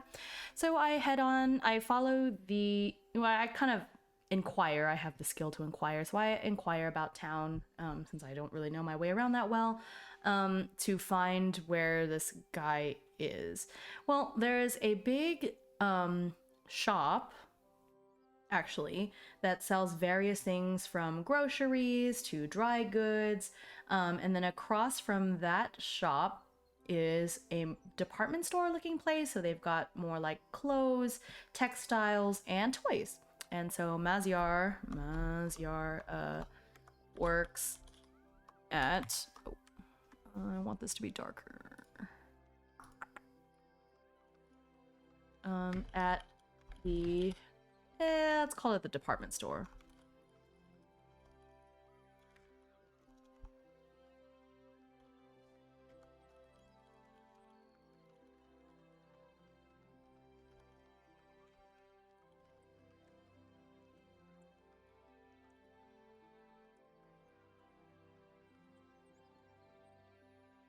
Alright. Works at the department store. He sells his toys, but also can be hired to repair things. seems to be somewhat eccentric. Okay, so I go to the department store and show them the little card that I got from the board with his request, and they wave me into the back where I can find Maziyar. Okay, so I find him, and right as I walk into the back of the department store, I hear a bit of an explosion. Not a loud one, like it's not like the place is gonna be set on fire, but I hear this loud banging noise. And so I go and I walk in to see, okay, oh my gosh, is everything okay? And I see a puff of smoke. And, you know, my wits being quite low, I don't think about, you know, maybe I shouldn't go in the direction of the smoke. No, unfortunately, I don't have the smartest wits. So I'm just gonna go right towards it, see if I can help, because I am a nice person. I do have a lot of heart. So I go, and I find it's a man, like a young, like adults, 30s man. He looks human to me. Okay. And he looks really surprised, but is otherwise okay. Like, nothing, you know, he's fine. He's not injured or anything, just surprised and a little bit dismayed. So I talk to Maziyar and he's like, another failure. Crap. Like, oh no, what's going on? It's like, well, I've been trying to develop a new type of toy, because I think the kids around here have gotten pretty tired of like the same old. So I was trying to build something that is solar powered and can walk on its own, but that I just can't get it to move the way that I want it to move. You know, I don't know if I don't have the right model to get it to walk properly or what's going on, but it's just not doing what I want it to do. And that's where you come in. Okay, I'm happy to test it, but is this, it's not gonna explode on me, is it? Oh, no. That's a different, that was a different thing, completely unrelated. It's perfectly safe. Kind of stare at him, somewhat skeptical, but you know what? Beggars can't be choosers. So, okay. He hands me the little toy. It looks like a little robot. It's maybe a foot tall, little robot person, vaguely humanoid shape. When I place it on the ground, the eyes glow and it starts moving like it's trying to walk, but I see what he means now. There's something wrong with like its movement. It can't quite carry its weight, and so when it moves one of its legs, it completely just kind of falls over and flops on the ground. Yeah, that's a problem. Well, okay, I'm happy to help test, but I'm not an expert in this sort of thing. I don't really know how I can help as much as I want to help. So then Maziyar tells me that he really needs two things. Okay, so one, copy this down before I forget what I'm doing. Okay, so Maziyar is trying to create a solar powered walking robot toy. Unfortunately, the toy is structured in a way where it can't quite support its own weight. When it tries to walk, it always falls over. Okay, so that's a problem. So Maziyar needs two things from me. So needs two things. A better walk cycle. I need to observe townies to see different ways people walk. And because there might be something that he's not taking into account, right? And then second thing, two things. First is the better walk cycle. Two is better materials. I need to find a better metal source that is lighter than the material currently being used. Okay, so I need to observe townies to see different ways that people walk because, you know, maybe if the robot walked more like a dwarf or like something else, you know, it could walk better. And then the second thing is better material. So the current material that's being used is kind of a heavy metal, or like it almost seems like a rock to me. And so maybe that's part of why the robot can't really support its own weight. It's too top heavy, you know, and so when it moves, it just completely wobbles over. So Maziyar believes that if I can find, there's supposed to be a lighter metal, I might just have to go looking for it because there hasn't really been a miner in town for quite some time. And so they're running low on like these kind of resources. Okay. So this seems like he says that it's pretty laid back. It's an invention, it's a toy, so it's not something that's like critical for survival or anything, but he would like progress. Okay, so let's say it's laid back but a bit puzzling. So actually I will leave this at 3 boxes. Okay, cool. So I'm going to try to help him with that, and that'll be my last thing for day. So I can't really do much about the better materials, but I can see if I can observe people and see their walk cycles. Okay, so that, I would say that this is wits too. Man, I have low wits and everything I'm doing seems to require it. Okay, so I go around town. All right, let's see. Cool, critical success. Or just success. Okay, so I take some notes on different people walking, and I see that for this robot, which he lets me hold on to it so I can look at it, you know, it's not like he can do anything with it as is, so he lets me carry the robot around. It looks like compared to most normal living creatures, this robot, its legs are a little bit too long compared to its torso, so I wonder if that's part of why it can't really walk very well. Okay.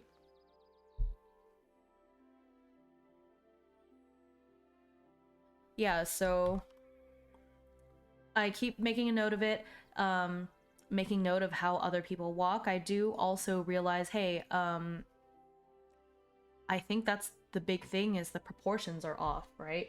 But even that isn't all. There's something with the joints, but I need to observe people a little bit more closely. Okay. So I don't quite manage to see exactly, but I can tell that there's something with the joints. This probably does have to do with the material though, so I need to see if I can find something out about the better material. Let's see. I have my Townie journal. Who's that Townie? Yep, yep, yep, yep. Identify, okay. Oh, I see. I can even roll about their traits. I didn't really do that. Relationship. Okay. Request board. Yep. Decide. Yep. Meet them. Yep. And then I make a promise. That's what I did. Okay. So this seems good enough to me. There's passive favor, spending favor, hidden favorites. Okay, cool. I guess I need to make up birthdays for all these NPCs that I just made. Okay, let me do that first before I move on to the next thing. So Cave has... I'm gonna make a birthday. Random date. Okay, for birthdays.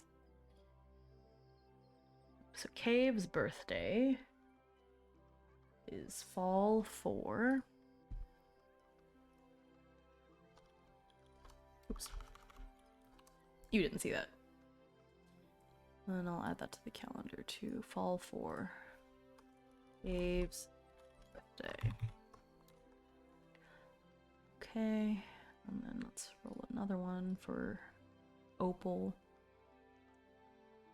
Winter 8. It would make sense that the vampire has like a winter birthday, right?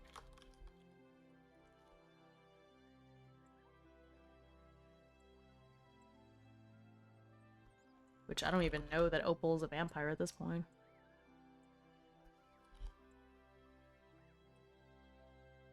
Okay.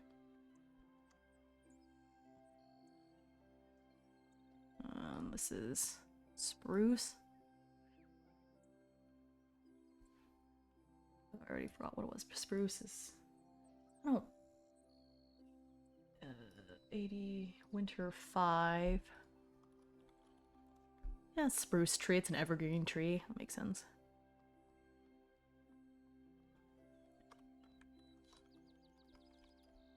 Okay. Spruce's birthday. Need one. Oh, Maziyar's birthday. Cool. 56. All 6.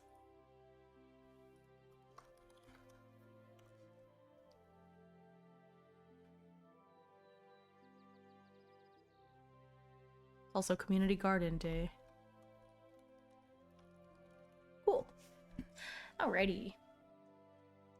Got some NPCs. Okay. So now... Okay. So I need to find a better metal source. I'm not really sure what I can do about that. Okay.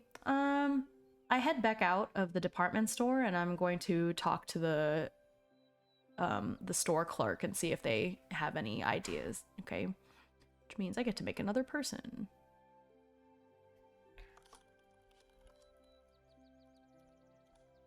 Department store clerk. Let's start with their ancestry. It's 11. Oh, a dark elf. That's cool. Cool, it's cool. Let me see if I can find another.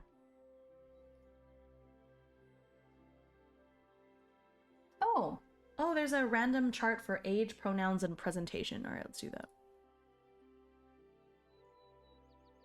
This is a young adult.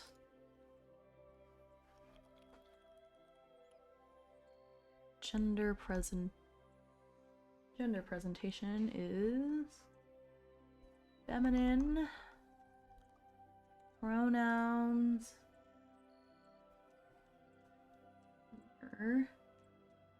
He, him. Okay. So very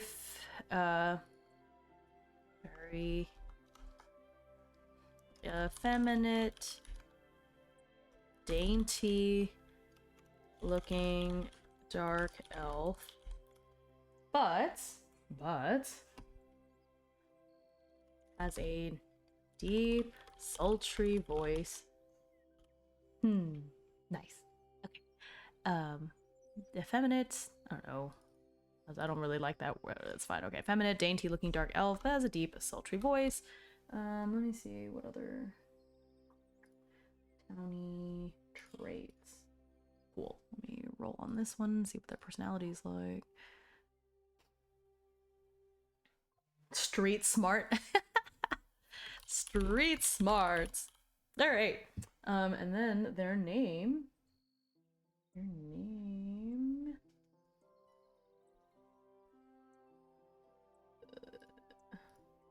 Which, okay, cool. I'll give them a cool name. 30. Oh, CYGNUS. That is a cool name. All right. Anyway, so I introduced myself to the department store clerk, which is this beautiful, beautiful man, beautiful man, who introduces himself as CYGNUS. So I'm like, hey, I'm sorry. So I'm going to inquire. Like, I'm sorry. I know that this, you may not have the answer to my question, and that's okay. But I'm trying to help Maziyar out with the task, and he wants me to find some lighter metal, but I really don't know much about, what I can do to find that. Could you give me you know, could you point me in the right direction before I leave here and start wandering around? So Cygnus, with his nice voice, which I can't do because I'm really bad at voices, but Cygnus says, oh, you must be the new Outlander everyone's talking about. And again, I am in awe at how quickly the word spreads when it's been barely an hour that I've been here. But yeah, so he gives me a quick rundown of the department store before saying like, okay, yeah, I you know, you can ask me anything about this town and I'm happy to point you in the right direction, but unfortunately I don't know much about mining myself. Why don't you hit up the library? All right, well, that sounds reasonable enough. Hit up the library. Well, do you also happen to know anything about where I can go mining? Like, what is involved with that?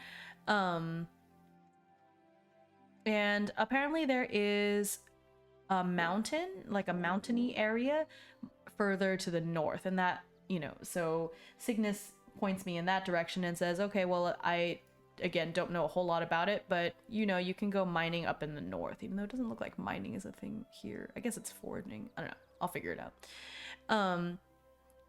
But yeah, I don't want to go mining on my own, so I might hit up the library first. But since I'm here, y'all don't sell any, you know, metal bricks or anything. But no, unfortunately, Cygnus says that there's nothing like that. They do sometimes have metals and gemstones and things, but traveling merchants haven't really brought anything of that nature, so unfortunately, not much in the way of that right now. Okay, so with that, I'm going to hit up the library. I guess I want to learn more about the island and about what I can do, right? I'm still trying to figure that out. So, sorry. Maziyar already said that it's not a huge deal, this quest. Like, yeah, it's something that he would like to be done eventually, but it's not urgent. And so for the time being, I'll see if I can work on some other things. I do, of course, want to solve it, but it shouldn't be the be-all and end-all. So I think it's a good idea to go hit up the library and see if I can find something. All right. So, the library. I think I'm doing everything I really need to. Neat. Cool. All right, so librarian.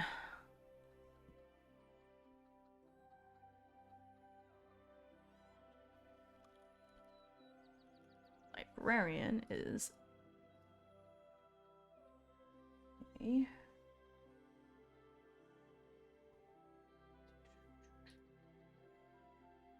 94. Ah, wood elf. More elves.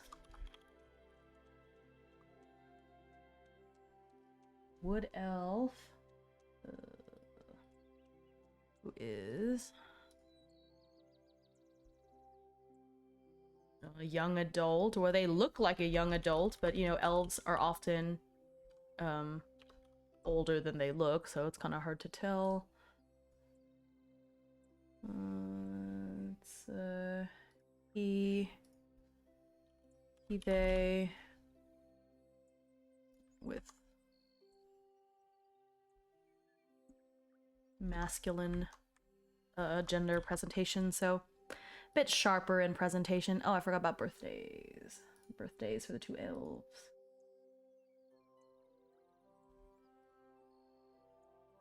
Okay, so Cygnus. Summer 18. That seems a little unexpected.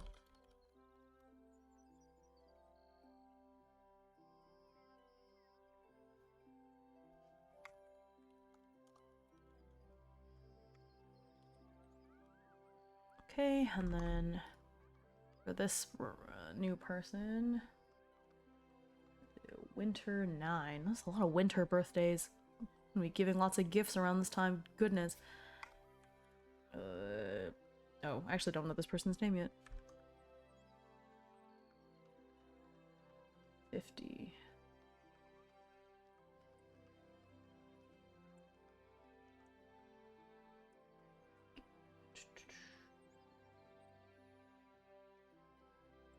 Leon.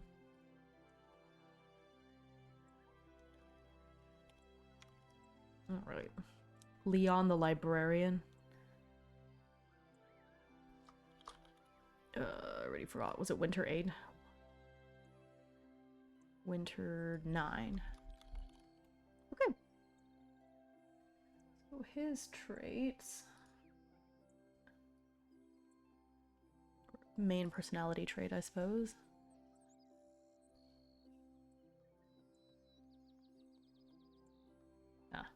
Charming.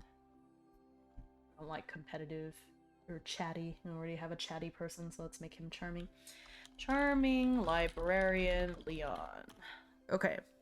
Alright, so Leon is very charming, the charming librarian. There's nobody else in the library right now. It's quiet. Actually, it looks like he's going to close up soon. But he tells me that what I'm looking for is in this nonfiction section. There's quite a lot of nonfiction books, actually. Anytime merchants come in, they try to buy up all the Leon tries to acquire all the books that he can for the library, especially now that there's so many Outlanders coming in. So he tells me that the nonfiction section has this specific area that's more about resources. So if I want to learn more about metals, that's what I need to read up on, is this particular area. So you know what? I'm going to look around in the library and see if I can find out about it. About that type of metal. Cool. Okay, so that's another... Okay, that progresses time because it's a weak hit. Okay. Yeah, I've managed to find the right section that talks about metals, but I don't really see anything that jumps out at me. So I'm going to read up on it a little bit more. Let's see if I can find it. The library is closing soon, so let's make this my last thing in the library. Okay, so that's another weak one. All right. Okay, so again, I didn't quite find anything, but Leon was really helpful. Once he saw me struggling, he pointed me more in the right direction of exactly what books I need to look at, and I do manage to find a book that's specifically about metals. But I don't have enough time to go through it. So I decided to check this book out from the library. Leon gets me set up with a library card, which I'm going to add to my inventory.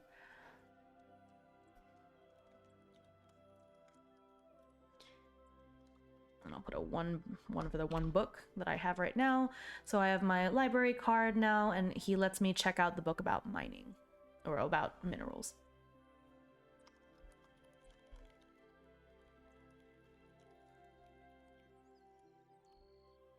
Let's see, so I can have it for a week. So if today is,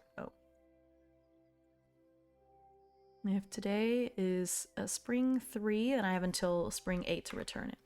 Must return by spring 8. Okay. All right, so I've progressed a little bit better about testing his new invention. Still haven't quite managed to help, but you know what? That's okay. So I'm gonna make it back to the cozy nest and sleep up for the night. Because tomorrow is a new day. Okay. Gosh, that's only 3 days into the game. I think it's because it took a lot of time to set everything up. I think it'll be a little faster now. I'm gonna try to at least get to the end of the week. We'll see. It's getting a little late. Depends. We'll see what time we get to. Okay. All right. So I wake up in the morning and I go downstairs, down the rickety stairs inside of the cozy nest, and instead of seeing Spruce at the front desk, I see an older gentleman. It's probably her husband. That's what I deduce. So I'm going to see if I can copy this table.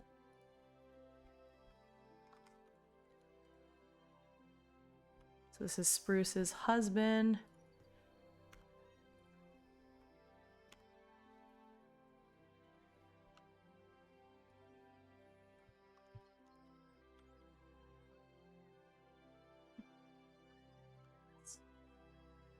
dice about him. Since I already have the traits one open, let's just do that. Traits first. Kind. Oh. Kindly older gentleman who tends to get steamrolled by his boisterous wife.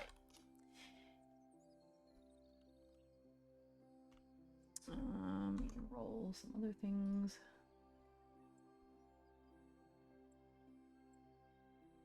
Let's do ancestry first.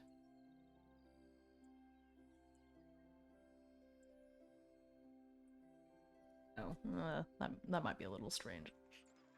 Okay, gnome. Oh, a gnome! A kindly gnome!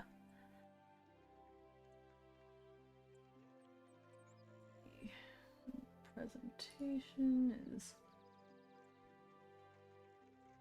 Well, it's a gnome. He's a gnome, so I guess masculine. Okay.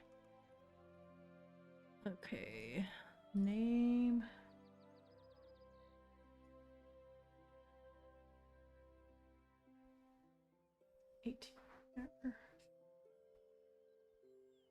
Or 8. I should 8.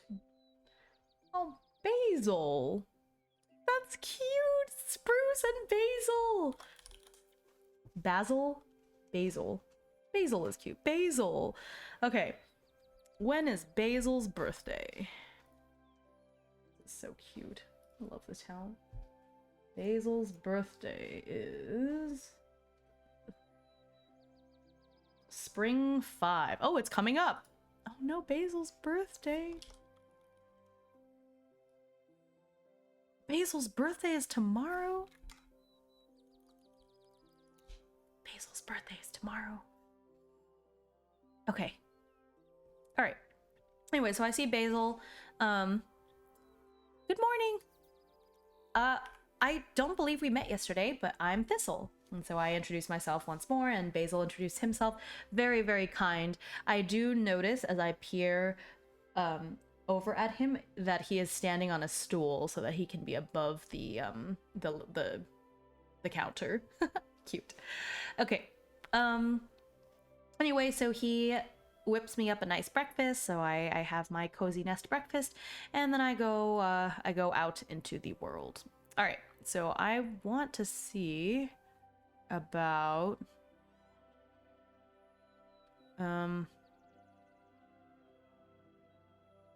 let's see. I want to find my place on Hope Isle. I wonder if I can find a job or something. I don't know, something else to do. Okay, that's a one.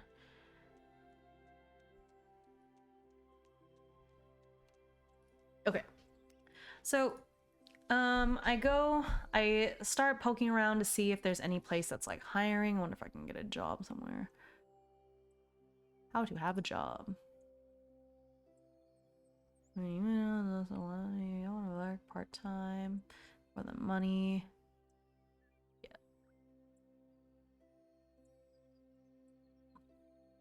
All you have to do is ask. Formal job applications are rare. Never feel like you have to roll to work, having a job, the projects. I see. That makes sense.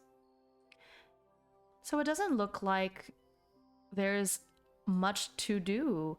Okay, so I did hear at the department store yesterday that they don't have much in the way of like materials, especially because people haven't been coming in. So maybe I can help look for materials, you know? So I wonder if I can go. All right. So I guess I do want to find some metals because that's what it seems. It seems like. So I wonder if I can go mining then. Cool. All right, I'm gonna try mining. I wonder if there's a oracle for that, like mining things.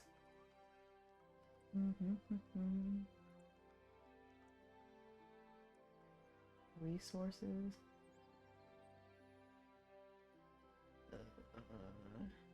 Names. You know what I'll do? I'll just roll. I'll just roll for it. Okay. Let's go ahead and continue testing the invention then. So I want to find my place on the aisle, but not quite there yet. So let's see if I can test this new invention and find out. Cool. So I have my book. I'm going to find a nice sunny spot in the town and just read this book about metals that I got and see if I can find anything. Yeah, it's not great. Alright, well, I filled that box, but time does pass. Alright, I'll just keep reading. Oh, yeah, that's a fail. Alright, I don't feel like I'm getting anywhere with reading this book. You know, I'm gonna go see if I can talk to Cave. So I go back out towards the outside of the dome, and I find Cave. Friendly guard. He looks strong, but and somewhat stoic, but was quick to give out information to an outlander in need. So he looks a little stoic and cold, but it was actually really nice, and so I don't feel any fear in going to talk to him. Okay, so I'm gonna go talk to Cave. Hey, good morning. Good evening, Cave. Don't you get tired of sitting here all the time? And he just kind of laughs.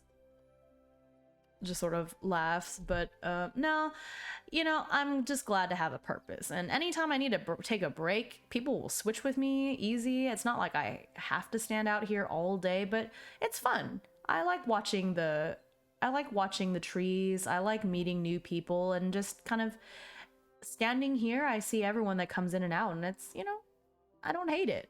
And I guess that's why he works as a guard, because he seems like it suits him. Right.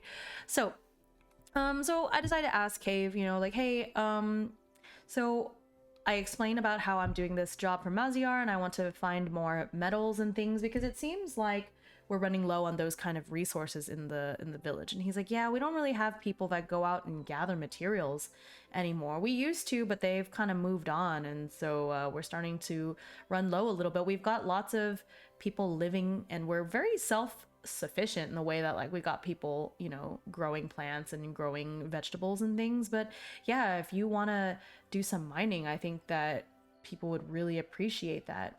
And so I asked him if the mountains are safe, or like that mountain area, and he's like, yeah, there's a mine there that I don't know how much of it has been mined up, but yeah, you can definitely go digging down there if you have some experience, and it should be pretty safe. I haven't heard of monsters out there or anything. Okay.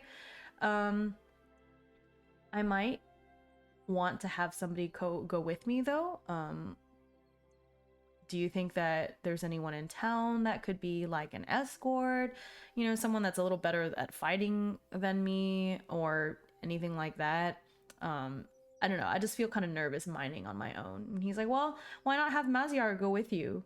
He might know better what you're looking for, right? Like, okay, that makes a lot of sense. All right, so I'm gonna go to the department store. So with that, I thank Cave and I go back to the department store. CYGNUS, you know, is still there at the front counter, and so I chat with him for a little bit, and he, you know, charming guy, street smart. So he's like, yeah, Maziyar's in the back. You're welcome to go down there. Like, we got you.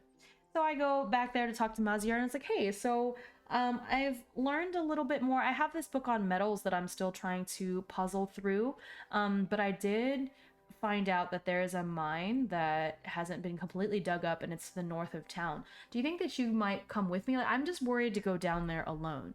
And Maziyar's like, oh my gosh, yeah, actually, that would give me a chance to test out some of these other things I've been trying to invent too. So, you know, it's starting to get late, but tomorrow if you want to go mining, I'm down to go with you. Okay, great. So do you know what all we need for mining? He's like, well, guess you might need a pickaxe. We've got some invention. Oh, a compass might be good. Okay, you know what? I'll tell you what. I will get that stuff since I'm going with you, and you're helping me out too. So I'll get that stuff for us, and how about tomorrow we go towards the mountains and hit the mines, okay? And yeah, that sounds good to me. So with that, I say goodbye to Maziyar, and it feels nice to have direction, honestly. Okay, so Maziyar has agreed to go mining with me, and will even bring the tools we need. I don't know how useful he'll be in a pinch. I guess I'll find out, but you know, it's not safe to go it alone, so I'm glad that he agreed to go with me. Okay, well, there's enough time in the day that, yeah, we're going mining, but I want to have a better idea of what it is that we're looking for, so why don't I read some more of my book?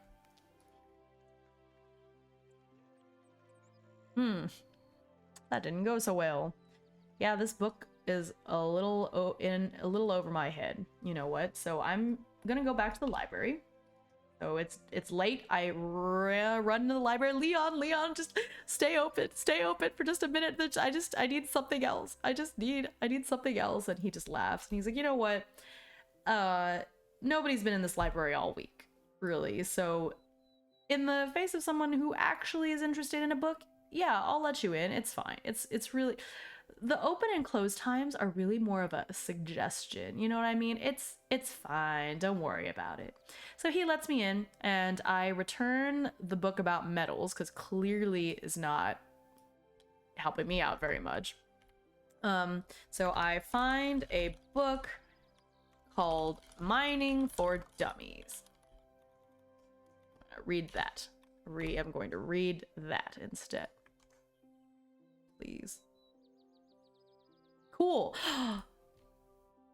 You know what? After reading about mining for dummies, I feel pretty good about it. Like, I feel great about that. You know, I wonder if I read a little bit more that I might be able to figure something out.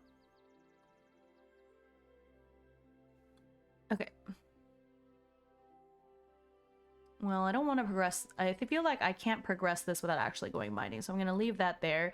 But I'm starting to find my place on Hope Isle a little, I feel like, because I'm starting to get an idea of what I can do to contribute and find things that can be useful for the town and go mining. Yeah. So I feel like I'm starting to find my place. And so I feel a lot better about mining. Okay, so I believe that there's a mechanic at the end of the day, because I have things I can get. Can I get new skills? Let me see. Reap the benefits when you're feeling of satisfaction.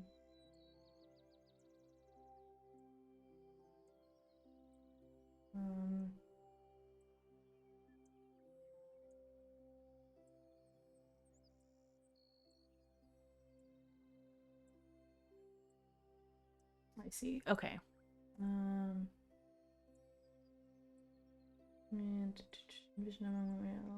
Okay. So let me see if I can gain. Can I gain new skills? Because I want to gain the skill of mining. Like, let's see. Nurture a bond, reap the benefits, little skill.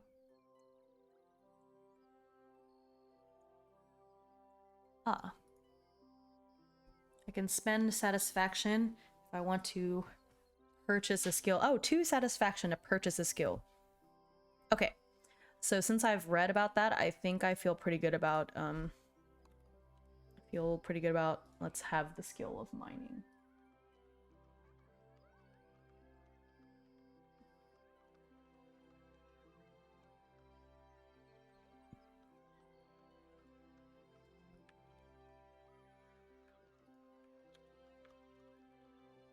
Oh, why is it like that?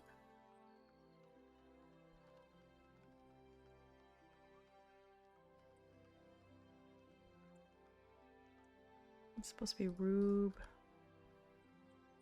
There we go. All right. Cool. Okay, so I now have the skill mining. Yay! Okay. So I think that... Ooh, okay.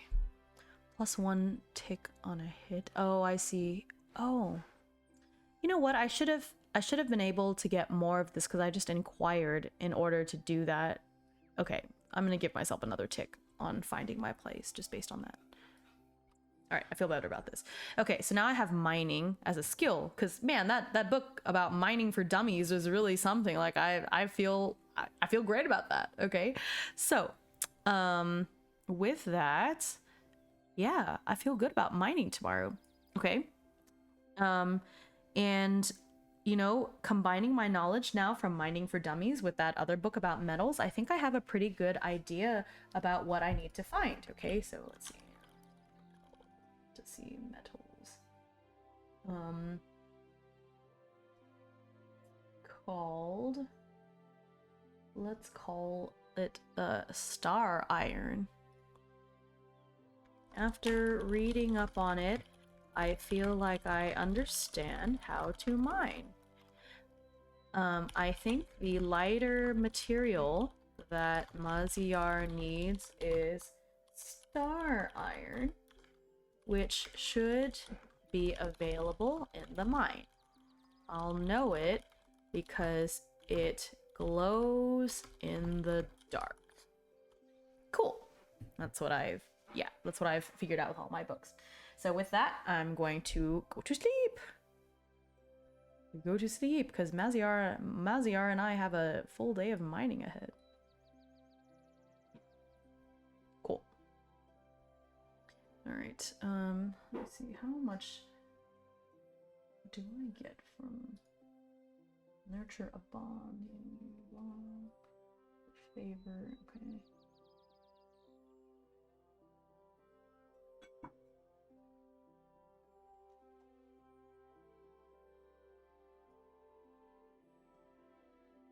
Okay.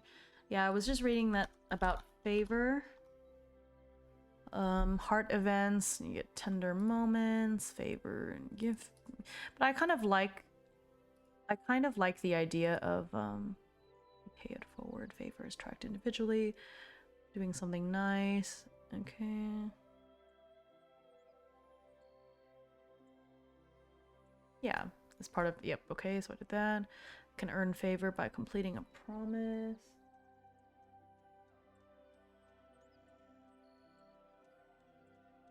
Remain just based on, yeah, so there's an optional rule. Yeah, just talking to them, honestly, I can get a favor. Cool.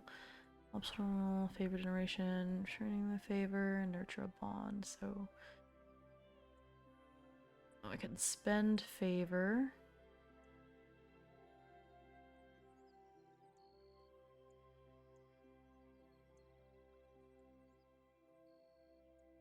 Use favor to unlock heart events. Okay, I see. I see.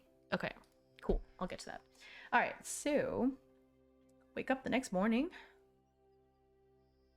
All right, it's Basil's birthday. Okay, so when I go downstairs in the morning, I wish Basil a very happy birthday. And I use my soupification magic to help him, you know, make breakfast. You know, like, yeah, I just got to this town. I don't have much yet, so I unfortunately have nothing to give you, but I'll make you some soup. And so I make him some really good soup with some of the veggies, and I take ones that look like they're a little old, you know, so normally if you cooked them, you wouldn't be able to make very good food, but, you know, I have soupification. I can make really good soup out of anything. And so I wish Basil a happy birthday, and he really likes my soup. And since it's his birthday, let's say that I get 2 favor for that. I feel okay with this. Cool, so I get 2 favor from giving him soup. Wonderful carrot soup for his birthday. All right. And then with that, I drop by the department store, and I'm gonna go find Basil. No, well, Basil. Go find Maziyar. Maziyar. What am I doing? Oh, yes, I need to change the time, because... Okay. let's go find Maziyar. Okay. So, I'm actually gonna make a new promise since we're doing this. Why is there more? Oh, I see. Can't I just make more fields in it?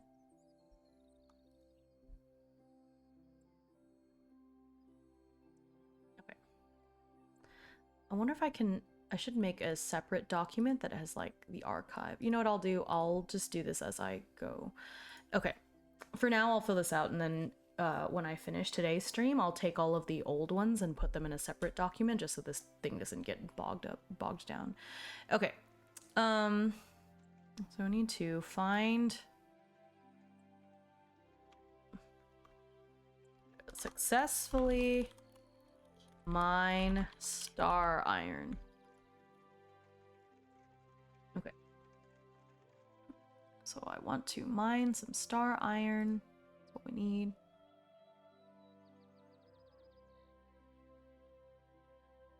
Oops, that's not what I wanted to do. Okay. It's probably complicated. Let's see. It's complicated and urgent. Well, no, it's laid back. It's complicated and laid back, because really, we don't have to do it today. Okay. I know what star iron looks like and where to find it. Time to mine! Okay. Cool. So, let's roll. So this is, it's a strength roll with a tool. Okay, anyway, I'll get to that in a second. So I go to the department store, I pick up Maziyar, we give Cave a nod as we leave town, and we start heading up north. It's really not too far, just past the woods, using the compass, so I'm glad he brought the compass. Using the compass, the compass actually has a nice magical laser on it, so it points us north. We don't actually have to stare at the compass. So we're gonna walk up north, and I see the mine shaft leading into the mine. It actually looks fairly upkept. Maziyar informs me that there's some magic placed on it that's refreshed every so often. So even though people don't really mine that much anymore, really, he can't even remember the last time someone's been down here. It looks fine. I'm gonna go in. Okay, so we go in there together, and yeah, let's mine. So I think that because I'm using a pickaxe, it's a tool, and then I get +1 for my mining skill. So I'm gonna add +2 to my rolls. Okay.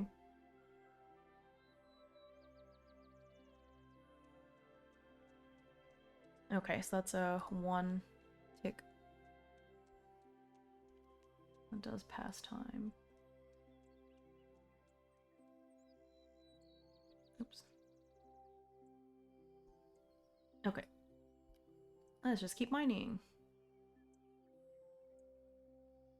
That's 8, so that's another single. Okay.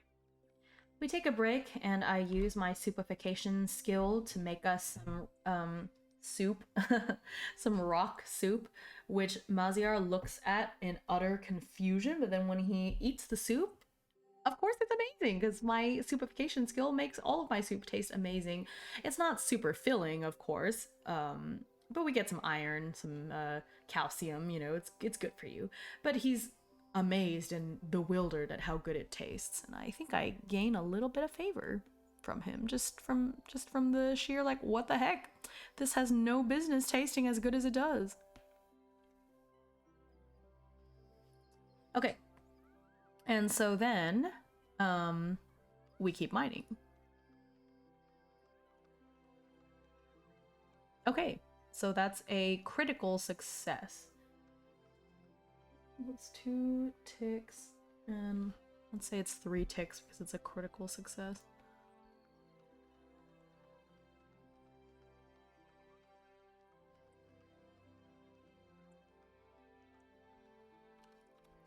Cool.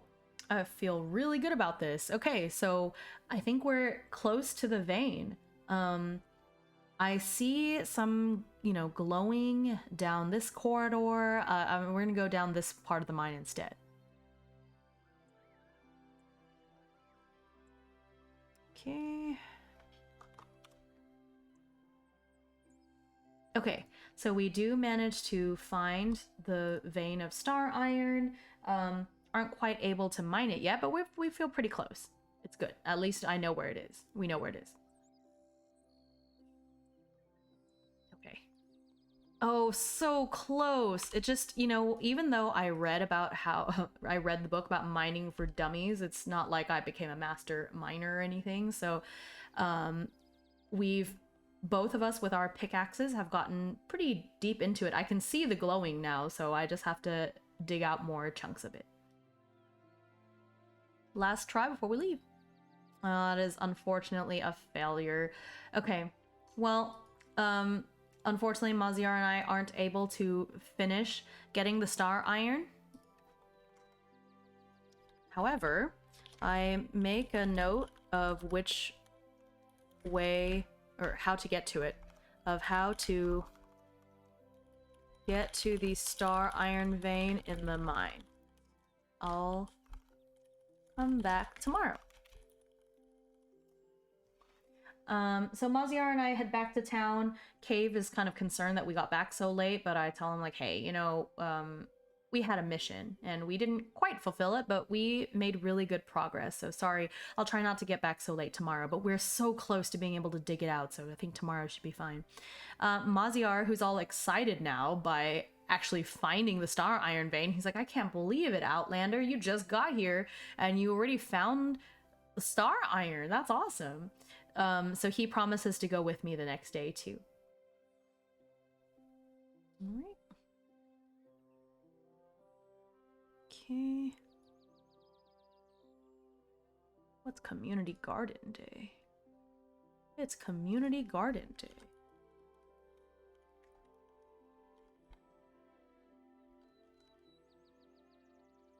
Okay.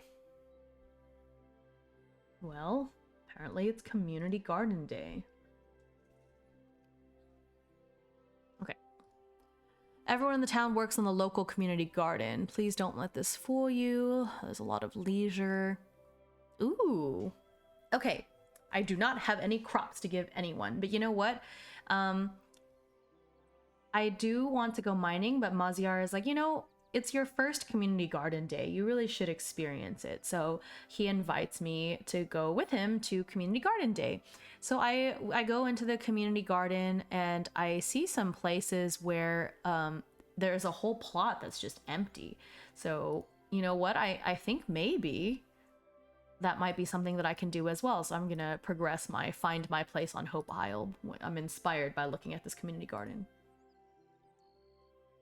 Ooh, but not that inspired. You know, I think I've just been doing too much with the mining, so even though I see the community garden and dang, yeah, I'd like to be a part of that, but right now I don't know enough yet. Maybe I'll have to hit the library again and learn some more about farming and stuff, but it's fun just hanging out with everyone. So I go and I try to make conversation. I don't feel super comfortable with approaching the townies that I don't know very well, but I, you know, I wave.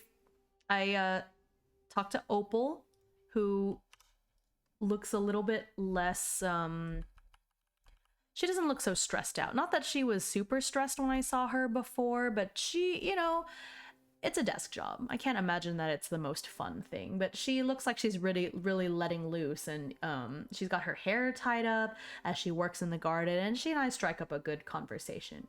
I do notice, however, that as she's working, she's carrying this huge parasol. And so I ask about the parasol, like, okay, what, you know, I know it's sunny, but it's not that sunny. And that's when Spruce laughs as she claps me on the back, like, hey, don't you know Opal's a vampire? She can't be in direct sunlight. Oh my gosh, Opal's a vampire? Guess I found that secret out real fast. Oh, a vampire? And Opal's like, yeah, you know, it's not the disability that it once was. Technology and magic have come a long way, so I no longer have to partake of blood to survive. Don't worry. I was like, oh, well, Okay, I was a little bit worried about that, but it's good to hear. She's like, yeah, I can sustain myself in other ways. I just have to make sure I have enough iron, that's all. So if you get any iron-rich vegetables, do let me know, because that's what I need. Okay, then I'll make a note of that. No longer needs blood, but has a very iron-rich diet. So loves veggies that have lots of iron.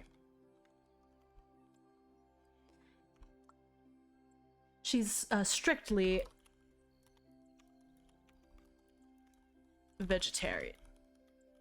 It's not that I was ever Vlad the Impale or anything, but you know, I think eating meat is so gauche. You know, it's not my thing. So if you do come across any iron-rich vegetables, I would love to have them. But no meat. Thank you. That's cool. So now I know. So no wonder she's so excited. And now that I look at it, she's really happily digging up all the broccoli and stuff. But yeah. Of course, I'm hanging out with Maziyar, but I take this time to go help out Leon as well, as he's digging through the garden. And hey, Leon, you need help? You look like you're kind of struggling pulling that giant daikon out of the ground. Yeah. So I help Leon pull some daikon out of the ground, and he really likes that. Charming librarian Leon, not super physically fit. I helped him pull a daikon out of the ground on Community Garden Day. It's community, yeah. Woohoo! Leon! CYGNUS, of course. CYGNUS is nowhere to be seen. I ask, and apparently he really doesn't enjoy gardening. Not his thing. So he's staying indoors. Good for him, honestly. And so with that, I've helped out. I've, you know, chatted with some more of the Townies that I've gotten to know. And so Maziyar and I decided to go hit the mines. So we nod to Cave on our way out, who he warns us not to stay out so late again. It's not safe, etc., etc. I'm like, we know where we're going this time. It should be okay, unless my luck is really terrible again.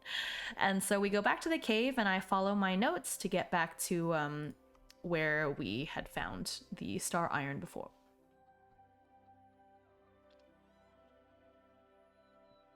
Cool, that's all I needed. That's all I needed, was just the one. Yay! All right. So we found the star, and dug up star iron. I'm gonna roll a d6, I guess, just to see how many pieces or how many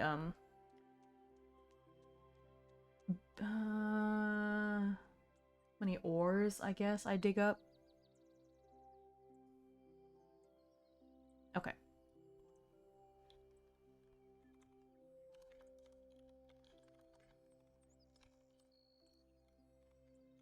Okay. Well, there's more than enough here for you to make, actually, I don't know. I guess we'd have to smelt it and everything first. Maziyar takes a look at it and decides, yeah, this is probably enough to make at least 2 of my robots. At the very least, I can make a prototype. So he gets really excited about making a prototype. So we bring it back, and man, I'm going to have to find a smelting for dummies now. Cool. So we successfully mined star iron.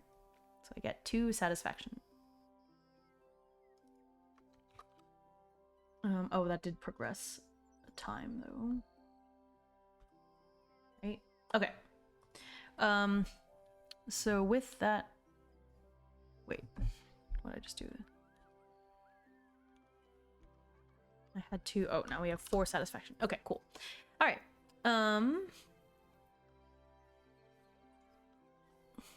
Oh, I forgot about this. Okay, cool. So then we go back to town, and Community Garden Day is still going. It's mid-afternoon, so people have stopped for lunch.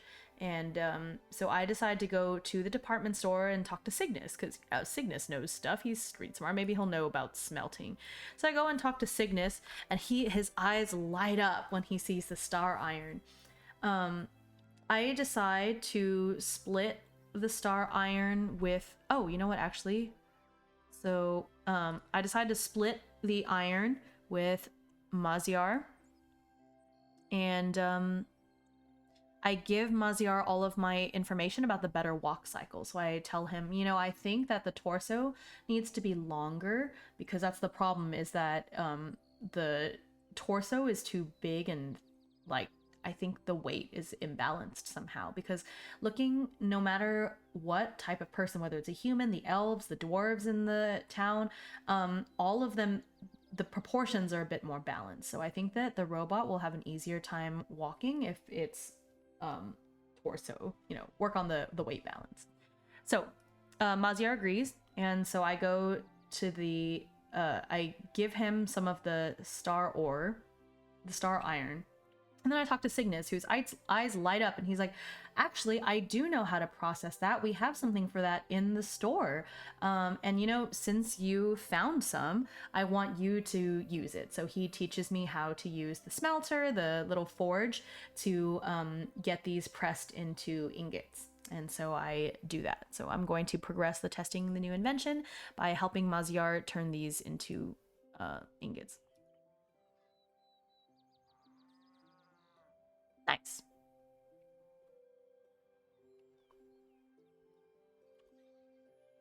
Okay, so I managed to smelt some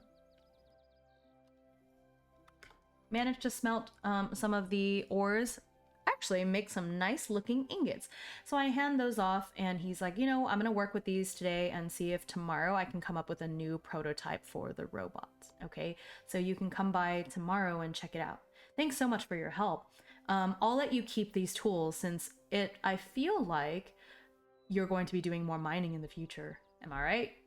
And yeah, I'm starting to feel like this might be my place. Or so I think. I don't know. Apparently, I don't know what I'm talking about. Let's try again. There we go. There we go. Okay. Okay, so I'm going to come back the next day to help him test out his invention. But you know what? I've got the star iron, and he's like, as thanks for your help, you can keep the stuff. So I'm going to add these things to my backpack. So I have now a pickaxe and a compass. It's a magical laser compass. Cool. So that'll help me out with my mining. Okay. All right. So with that, I've got some extra time. I wonder if I can... Should I just go back out to the community garden? I don't know. Okay. I'm going to... It's nighttime, so everyone's done with the community garden stuff, and unfortunately don't have any cool things to give out to people. Oh, so he let me keep some of the star iron, so I'll just, like, I have 2 star iron. So I let him keep 3 to make his prototype. And I'll keep 2. All right.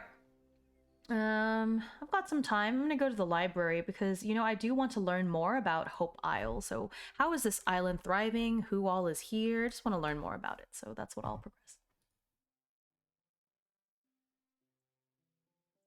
And that's my wits. So that's a 7. Okay, cool. I'm gonna keep reading. Okay. All right. And so that is going to end the day. And so I learn more reading at the library and talking to Leon.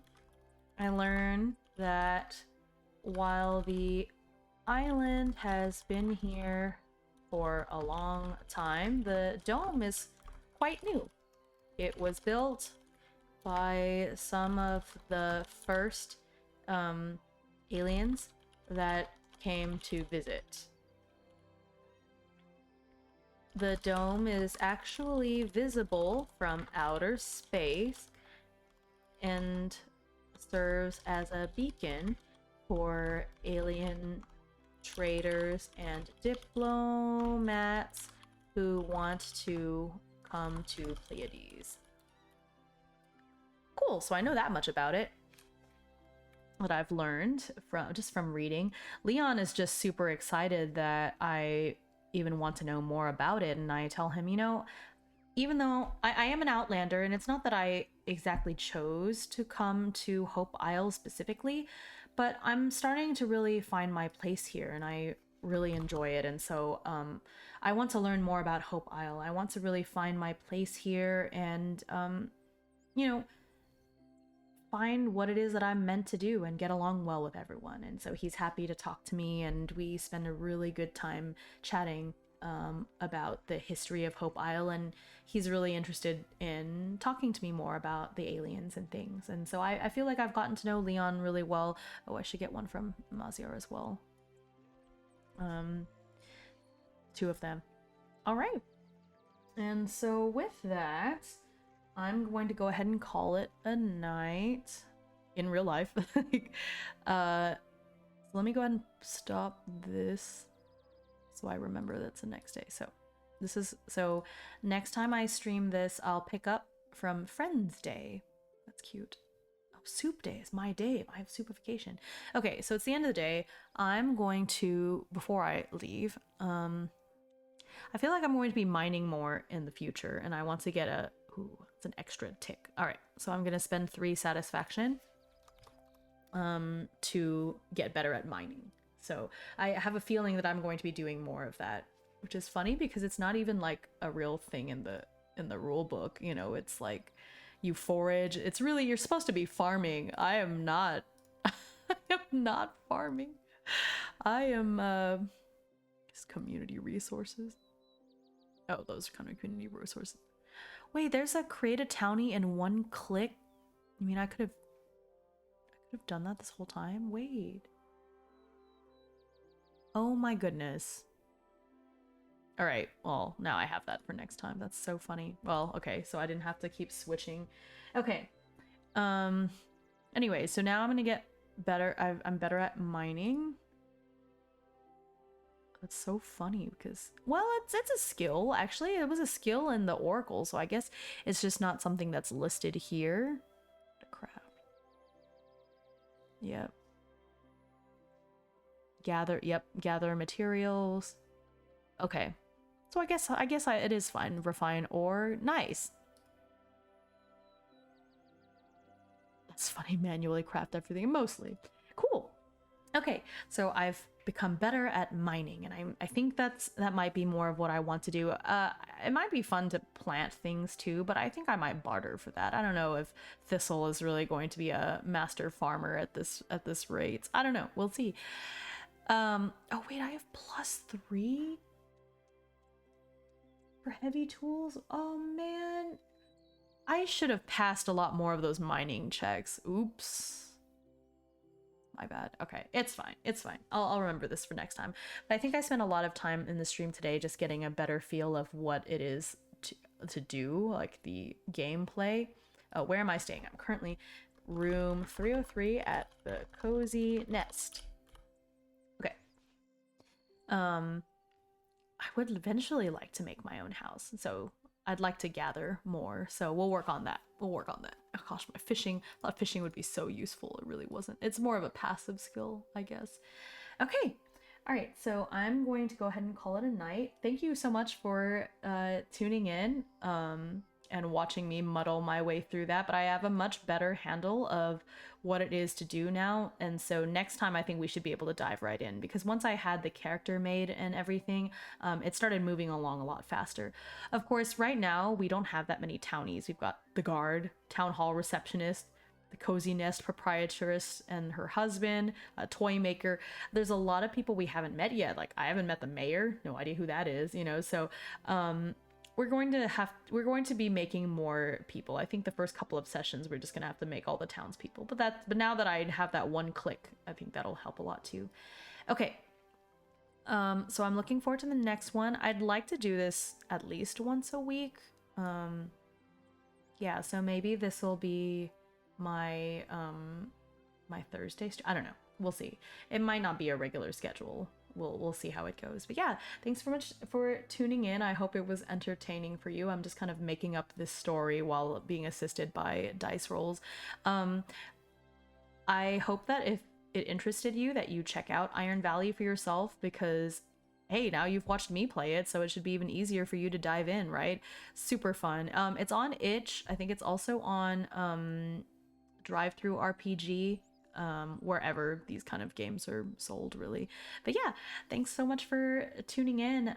I'll catch you next time in the next. Actually, I shouldn't call it Iron Valley. It's Hope Isle. The next rendition of Hope Isle.